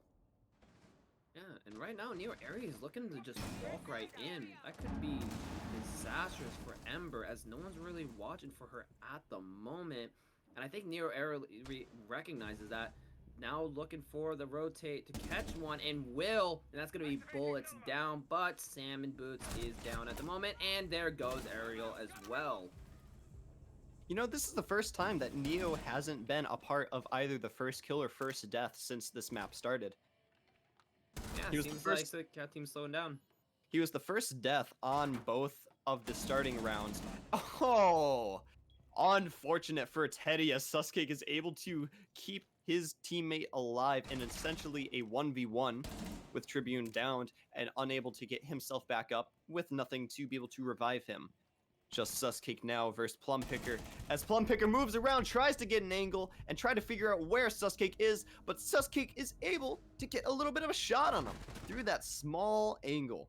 Yeah, Well that done. was really unfortunate. But I mean, he didn't really clear it either. He was funneled over on the kid's bunk side, which if you know or think someone's there, fair enough. But I mean, you got a down person who's just basically given free intel on that cross as well, which You adds know, to another problem. what I might think the issue was is he might have been trying to bait out that revive, and mixed with the sound of the shuffling of Tribune being down, trying to get that bait from Bunk 90 to make Suscake make a move. He maybe just didn't anticipate that he was instead on the attic side for Kid Rotate, and it kind of blew up in his face. But when you have that kind of assumption, you don't want to look away on the off chance you're right. So I can't really blame it either way. But whatever happened, and now that's another Ember win, and they're able to tie this back up. It's looking significantly better. Oh yeah, I mean, comparison to last time, where it was just straight momentum after momentum, we're seeing back and forth, so no one really having a staple at the moment. And that's what you love to see is a close game. Because when it's a blowout, you know, you just kind of watch it all happen. It's more like just kind of it's kind of like when you watch maybe like a Street Fighter or something. You're just seeing the pummeling happening. And we're seeing the running from elbow, the pummeling once again. And that's going to be 4 people out, as it's now down to a 1v4. And Neo Ariel basically just got back onto his computer. Goodness. He seems a little bit taken aback by what just happened. You saw that rush come in by Scoob and by Sam, both really ready to get right in there and take out Tomzy. They're able to grab him, but not before Tomzy was able to knock out Scoob, and Plum and Teddy both being taken out in the meantime, just a little bit shortly behind them, I believe, through Bunker as well, and then Sam falling through by Shaiko's side as well to really close that out. Oh yeah, and in the process, losing the diffuser as well, which is going to really put Neo Aerie on the spot to even get anything out of this. But with him running around right now, he's pretty much given up his position without even shooting a single bullet, but he's got plenty of time. However, I'm not really confident on how much you can do here, unless Ember gets too aggressive. He's playing it fast and loose because he knows there's not a heavy chance. So he's playing slightly risky and slightly carefree. Still trying to get those kills to pad his stats a tiny bit, but it's not going to matter because Suscake is going to knock him out of the fight on just a little bit of shots on the small part of him that he can see. Honestly, I didn't even know you could really see that. That's crazy. I mean, if you can see it, you can shoot it. That's true. That is true. And indeed, they can see it. All right, now Ember for the first time has the round lead. That's a big one. Because all the ones before, they've had for both sides, for basement and second floor, they've had to go there once before, lose, and then try again to gain that victory. This time they're able to really shut down for basement. But I'm not sure if that's so much the prowess of Ember winning that round or Silly Cat team losing that round. I don't know. I The rush I was a feel bold like- play, yeah. and it didn't work. No, but I mean, you can kind of expect that to not work, in my opinion, because keep in mind, Ember really hasn't been playing their super aggressive, roam and then stumble on the fall black like they did on the last game. They really haven't been doing that anymore, except for, I believe it was more the first round that happened to a heavy extent. So, the rushing like that's just not a play. I mean, sure, it worked the first time, but that's because there was like no one on site. They were super extended on a small map. This is a much bigger map. They're not doing that. So that really, I can't say with any goodwill that was the play. I would be lying if I said that. One thing I have noticed for Team Ember is they're doing a much better job at playing off of each other and playing smart with their angles and how they set up. However, Sam Boots is just going to be hopping right in here, already taking Z control, sees the beeper, doesn't want to shoot it to give away his position, but as soon as it goes off, he's going to want to take that thing out as to not let the defenders know exactly where he is. But it seems like Bullets might know anyways, because you have that map control, and as much time goes by, you can safely assume that attackers are going to be on the prowl nearby. Oh yeah, and I mean they're moving so fast. Silly Cat team with Ariel already getting that second floor control, which Ember doesn't really have anyone to contest. And Bullets is going to take some damage from Sam and Boots as she finally makes her way up from Z-Hall. And Bullets will fall back into Kitchen. But I mean, all that vote control so early on could possibly cause a lot of trouble. But it looks like Ember's going to be running an extension to try to counteract that. Also, I noticed we have Grim on board. That's really interesting. Grim is bad. Changed my mind. I mean, we might be proved wrong. However, he's taking a little bit of damage already. And to be honest, Grim isn't that more... He's not one of the more useful operators in current meta and such. Getting a little bit of damage onto Corrupt as he sprints by on the Oryx.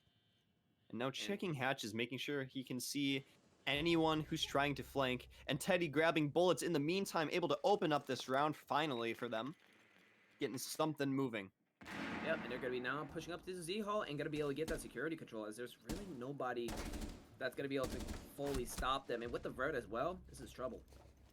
And Sam falls in the meantime as Tribune is able to pick up one. Neo is able to grab another as well to try to push this into a 4v3. Grim's able to get that plant down, and he might just make it. But into a 3v1 he will!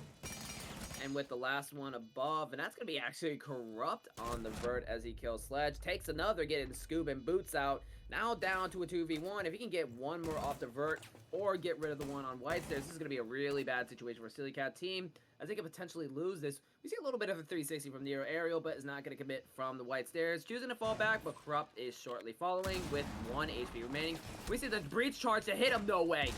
Oh, it's not going to kill him as he tries to go for the ego pick, and now Corrupt is going to take Neo out, and it's now 10 seconds left. He's got to get moving, but Kemi is just prone behind the box, and that's going to be time as she gets right back up. You know, I love how you describe it as an ego pick, and an ego peak, because, like, that is, the... Excuse me, what was that recoil control? I have to put a pause in that. That was... Oh, man. I did not like that, I'll be honest, Piercing, but I feel like that was purposeful. That was definitely purposeful. No, that was the disrespect. Like, Ariel knew that Oryx was super low on HP. You throw anything at him, it'll knock him right out of here. Oh yeah, I mean, you could tickle him with a flashbang, and then that's it. I mean, I've seen it happen. You know, I've seen someone actually kill someone with a flashbang, or at least on the feed. Crazy stuff. And Teddy on the cap? It's very interesting. So we're now rolling into the switch with Silly Cat team sitting 3-3 now on the defending side. Much better for Ember as opposed to last time, still sitting at their before 6-0 at this point in time. So, oh yeah. Direct contrast, and they must have been able to figure something out, or are just more comfortable on Oregon in general. Yeah, it's been really strange that both of these maps, despite the picks and whatnot, have just been an absolute coin toss. I mean, Ember on their map got 7-0'd, and now on Silly Cat's map, they're 3-3. Although it's a little bit more predictable. Granted, this is Silly Cat team's worst map, but still, I mean, Allegedly. it's allegedly right. It's so weird to see how nothing has lined up at this point. And you know, going into this, I wasn't so sure about Silly Cat Team because I have seen Ember play before, and they have always surprised me to some extent. But seeing Silly Cat Team really just able to take that first map and be as dominant as they had been is very impressive to me, as I had no idea what to expect coming into this. And now seeing that it's all evened back out on as usual of a map as Oregon is more, not to say more what I've expected, but more the evened out match that I'm hoping for. Right, but with that, regardless, it looks like Silly Cat Team will be starting to make that second floor control as ITRibute goes for that Amaru in. Not gonna really catch anyone, but Teddy holding close into Armory, which was not cleared out with the Shoddy looking to get the damage in, playing very, very patiently. There's a lot of potential for a lot to go wrong, and Cav slowly sneaking up. Oh, there it is. And he's out of here. Yep, and that's going to be one as Cav now looks to fall off. But with Corrupt clearing out Kitchen, looks like the roam clear is coming from Ember. And there it is, Teddy getting taken out by Suscake over on Z-Hall with Thatcher. And now the move into Freezer begins, and Laundry too. I can't blame it. Teddy did his job, and he tried to get out as best as he could, but he got caught. They got the calls, and they were able to lock him down. Yeah, super unfortunate, but I mean, you did your job. You stalled them down to a minute left. You still have people over in second floor from Silly Cat Team, and that's going to be over in T3 rear stage, the cap cam. But, I mean, with a minute left, Ember's still getting hatches open. They did their job. What an ADSing! Oh no! Ooh. Oh, plum! You got it. I'll You be got honest. ADS there. Hip firing's not that good anymore. I don't think it was ever good. Not really, no, it's not preferable. But I feel like Plum definitely had that. Tom Z grabbing one and Sam grabbing one in response as Scoob grabs another as well. Into now a 1v1. Kills going off left and right. And Scoob peeks and grabs himself yet another. Just one after another for him, securing that round for him.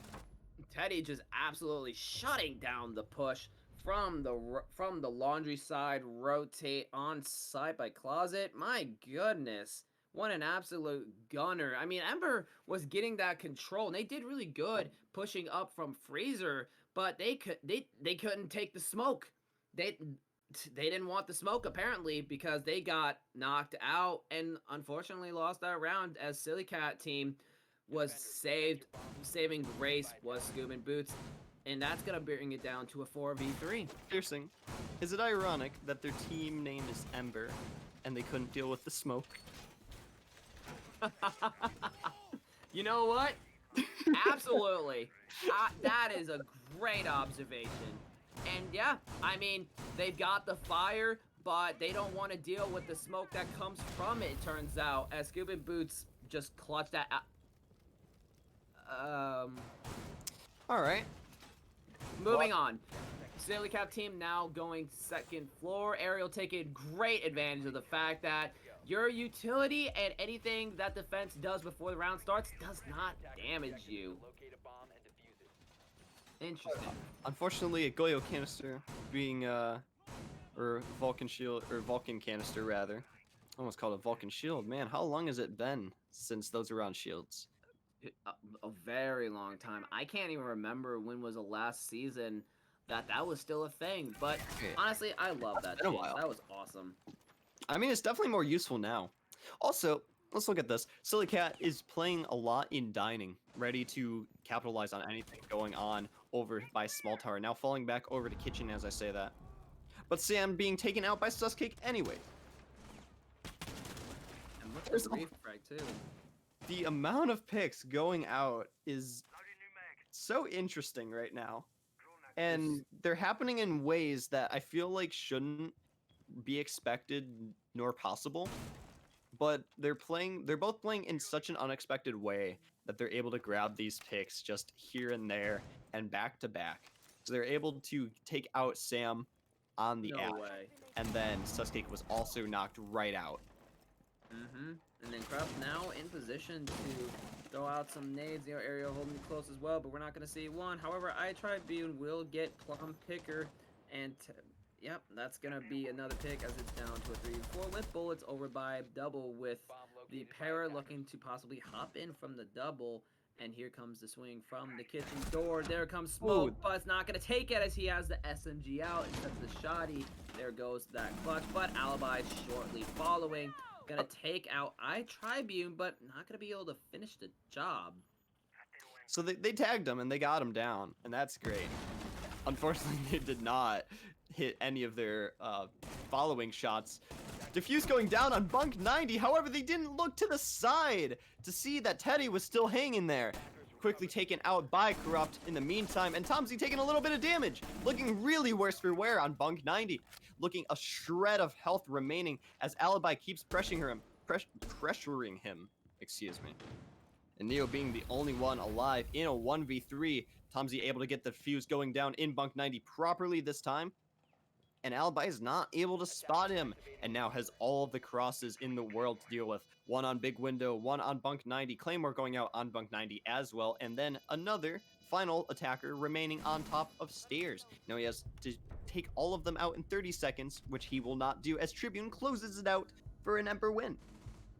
Yep, the head-high holes really doing the work there. I mean, that's the problem with having head-high holes in that position, because usually what you see is you'll have the right wall, I believe the right wall reinforced, and then you have feet holes on the left, or maybe it is feet holes on the right, and then the reinforcement on the left. But with head height holes, the problem is you really can't cross without dealing with that double window, and that's exactly where he got caught by, I believe it was Iana, or no, I'm sorry, whoever it was. Regardless, holding out by the double, it just makes crossing out so difficult, especially when everyone knows where you are.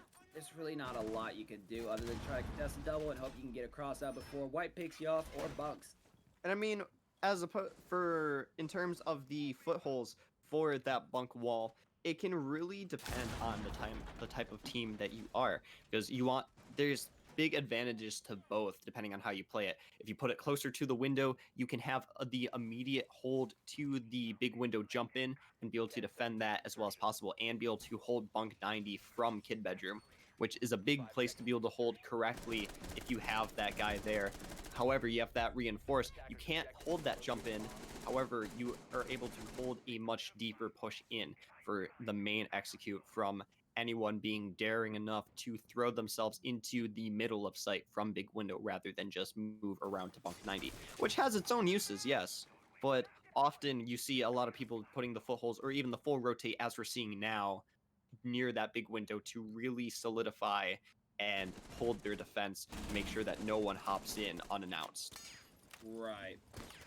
And I mean that's the whole idea, right? With the bunk side plant, you don't even want them to be able to hop in to try to do that, because once they do, it is so much harder to deal with. But looks like that hold's still not really working for them, as Bullets is actually going to get Plum Picker, and that's going to be a huge nitro out, but Neo Aerial will catch Corrupt in the process.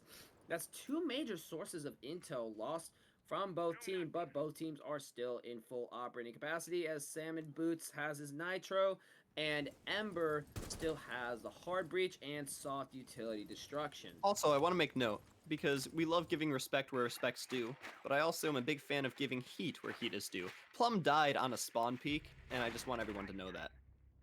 Yeah. However, Cube was able to pick up Suscake in the meantime, putting this into a 4v3. The failed spawn peak not going in vain, as the rest of his team is able to grab a couple kills in the meantime. Yeah, and honestly, I thought Ella was gonna die with the floors, but instead, someone else dies from Ember, and that's just gonna be even more lost utility. And right now, Ember is barely in the building, and we're gonna see Flores try to walk up, and here is gonna deny that, almost taking bullets from main stairs. We see the push-up, but we're gonna see the cover from Hunch. Teddy taking bullets out. And now it's all up to Tom, but everyone from Silly Cat is just collapsing, and we even see a run out. But Scalping Boots is gonna get shut down. And there it is. Silly Cat team taking the next round.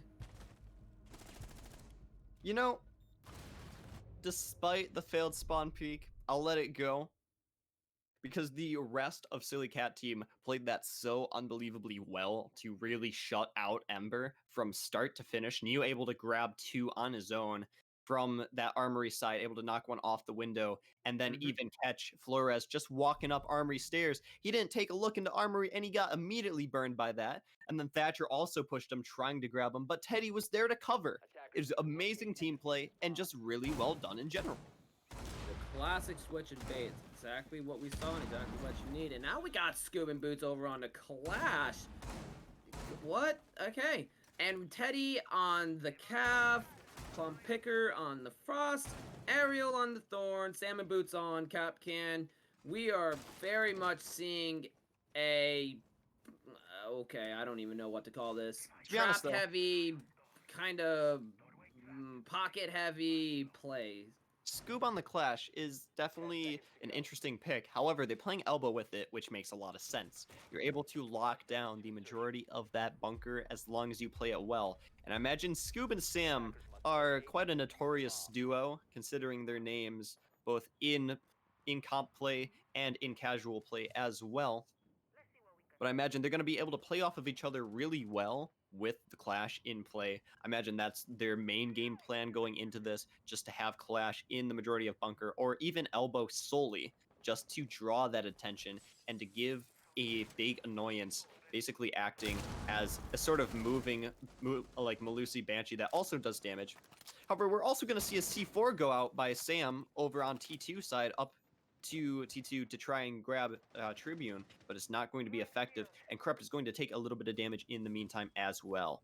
I mean, now having that top control is going to be huge for them, as that's going to push out a lot of that for presence of the Cat that we already have. IGIB could do a lot of damage here if one rotates in at a bad time.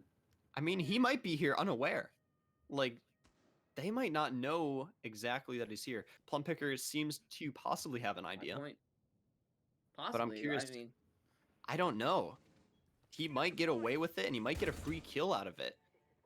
But he's possibly gonna not, but it seems like Plum Picker knows. Oh, he's gonna pre-fire. He knows he's there all day, but he's still gonna take a lot of damage through the wall and knocked down. But Tribune is not gonna be able to make anything work out of it because Sam is killed. Sam is able to take Tribune, and Plum Picker leaves to be able to save his KD ratio. That is crazy. I wonder if that was just bad timing disconnect, or if we actually just saw what I believe just happened, which is one get down, get tilted, and then leave. He was resable. Is that what happened? I hope not. I mean, I would be angry if that happened, because, like, you're still resable. And especially after Tribune got taken out, there's no one to follow up with that. I mean, now there is, with all the second floor presence from Ember, but at that moment, no, not really. I mean, whatever the case, still at a 4v4 now because of this. And Ember, they can still make it work. They have the Clash to deal with. And unfortunately, Tom Z being taken out by Teddy, and Teddy able to grab another as well. And another two almost elbow as well. Are you kidding? Now into a 3v1 with Neo grabbing a triple kill. And Corrupt having to face Clash all on their own. Able to grab a little bit of damage onto Thorn. Shield goes on the back, but is taken out by Sam from behind. And that's another Silly Cat win. Flash really tried to do that to her. The disrespect from Silly Cat team. Oh no. Considering the amount of distraction you're giving, it makes sense, and that's just another thing you have to look to. But now Silly Cat is at match point, and Ember is right on the cusp of being knocked straight out of this. This is their last chance. They now have to win 2 rounds in a row. But the problem is, Silly Cat team is now finally establishing that momentum after the time of bouncing back and forth. And that's not good for Ember. And we don't see a timeout either. It is now Ember's last chance. We do have Tom Z currently on the Grim. No way that he sticks to it. I'm sorry, but I am 100% a bona fide Grim hater. You know, I actually bought him immediately because I was so excited for him. I thought he was going to be the greatest thing since sliced bread, but nope. Waste of renown. He sucks. You buy your ops with renown? Wild. But then, that's interesting. Wha- He was he was a big op and a very Okay. interesting. I had to do. I'm sorry. I had to do you like that. It's alright. Imagine next not time. getting the year pass. Couldn't be me. Imagine not spending another ridiculous amount of money every year on this game. Money Could show. not be me. Money Well, show. hold on a minute. What are they doing? They're really wanting this. Sam hopping out, trying to get a little picks, and now running back to the safety of Z because he knows that's going to get pre-fired to living hell. However, Ember over by the majority of Small Tower. Interesting. Silly Cat team really seem like they're feeling themselves right now with the way they're picking out. But the quick peek is gonna spot Scoobin, and now the pre-fire. But Bullets is still gonna take heavy damage despite that. And there goes Corrupt taking Subin, but a refrag coming in shortly after. Silly Cat team not done yet as Sam and Boots is still pushing up and is gonna get caught by Tom Z on the Jackal, and they have an opportunity to push right into sight with Teddy still over in T3. And honestly, I can't be upset about Scoob and Sam getting knocked out like that. They're playing oh. Okay. The low RPM pre-fire, no flipping shot. He got him, and the Doc Stim missed. There is nothing better to top this crazy cake off with 2 early picks on to Silly Cat by them both playing needlessly aggressive. Neo getting an amazing pre-fire, and then the Doc Stim missing. Oh no. He's gonna go for it too. Oh He knows there's no. the one. He doesn't know about the other, but he grabs him anyways. He gets both of them. He saw one cross and takes both of them. And there it is. Plum getting bullets, and that's GG. What a chaotic way to end this match and this series for today. Good golly. I'll be So honest, chaotic. Piercing. I'll be honest. I am nothing short of dumbfounded. That okay, so credit where credit's due. Ember played well. They did not have the best setup on their map 1, and that's okay. That happens. This time around, they were much more collected and looking much better in terms of how they wanted to set themselves up, how they wanted to play it, and how they wanted to defend as a whole up until they're able to attack. However, Silly Cats able to keep it at a 3v3 or a 3-3 going into the second half, and then absolutely running away with it, only losing, I believe, they only lost 1 round on their second side. And I can't believe that I'm saying this. Like, I seriously can't believe I'm saying this. But Silly Cats found a way, and I say this again, they found a way to make pocket strats, and I mean like pocket strats or ops that really aren't effective unless you're like in low elo, work out as a mechanism to build momentum. They brought Cav, they brought Clash, they brought freaking Amaru, and they used brought Grim. all of that. Yeah, that too. They used all of that and brought out those rounds from those pocket strats to build momentum so when they start playing with actual serious compositions, they can steamroll because that's all they needed. They just need to get some momentum and just full send it from there. And how do you get that when Ember's coming back? You kind of just throw stuff at a wall and see what happens. I mean, threw they the said, bodies, screw they it, threw the let's guns, get yeah. Cav and Clash. And it worked. That was all they needed to keep carrying out those round wins, churning them out. Because that was what they needed to win, was just get a streak. I mean, I can't agree more, as we saw, they threw literally everything they had, like you said. But the one thing I'm curious about, because they're a very aggressive team, and Ember didn't seem nearly as aggressive, but the thing is, they weren't able to keep up with that aggression either. I'm really curious to see them, Silly Cat, moving on, if they're able to keep that aggression against another team that may not be able to handle it, or if they're going to come up against a team that's going to be able to stop them dead in their tracks, either meet that aggression with proper aggression as well, or if they're going to be able to play the aggression a much more passive way and really let Silly Cat play into their hands and play into their strategies the way they have it set up. So I'm not so sure with the very aggressive teams how they are able to make things work later on as teams get a lot tougher to play against and a lot more serious in terms of how they have their setups. So I mean, much to see later on. However, I'm just very curious about this. Yeah, but I mean, I honestly kind of think of it as like almost like an exponential function when you think about it. It's like you can't just, incrementally, play more aggressive. You want to do that kind of stuff because then they're going to just adapt to that and they're going to adapt to the increasing rate, right? But if you accelerate it, then what you have going on is you're going from, okay, just a little spawn peek, quick peek in here to eventually full blown running out and sitting there and pre-firing the truck or that little gap between the vehicles like we saw with Thorn. I mean, you have to ramp it up if you want to make it work and not have them completely adapt to it. You got to get more and more ridiculous. And that's what happened. And I mean, Ember tried to use a similar concept when they were on Border, but because Silly Cats did such a good job at their retakes and their late round plays, that didn't work, and Silly Cats was able to make it work because they already were at a mental and a round advantage.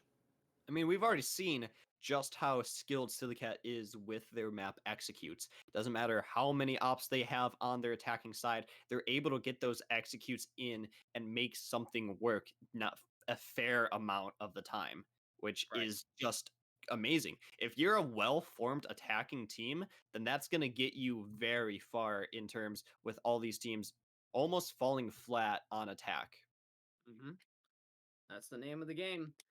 But with that being said, that's all that I have. Platypus, any other final thoughts? I don't think so. I think we're pretty much done here in terms of this match. However, if you're looking for me anywhere else, you can always find me at Platypus271 on Twitch and Platy271 on Twitter. And And you it's can best luck find to you guys. me at PiercingR6 on both Twitch and Twitter because I like to keep it simple. You like But continuity, and that's boring. oh, that's boring? Okay.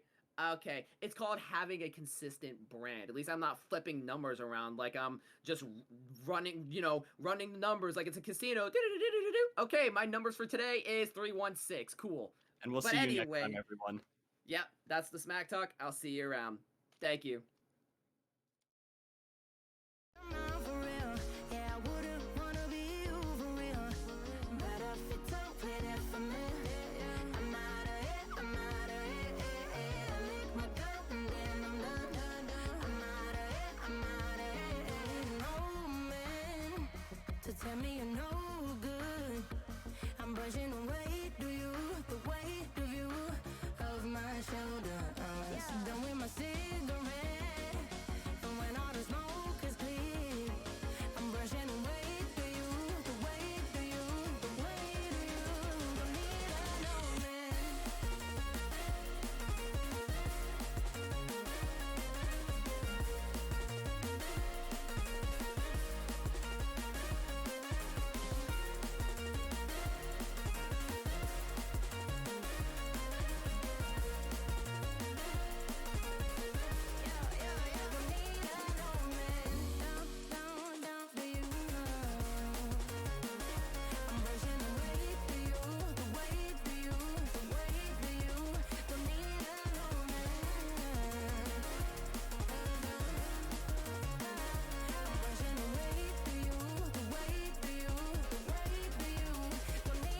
no man.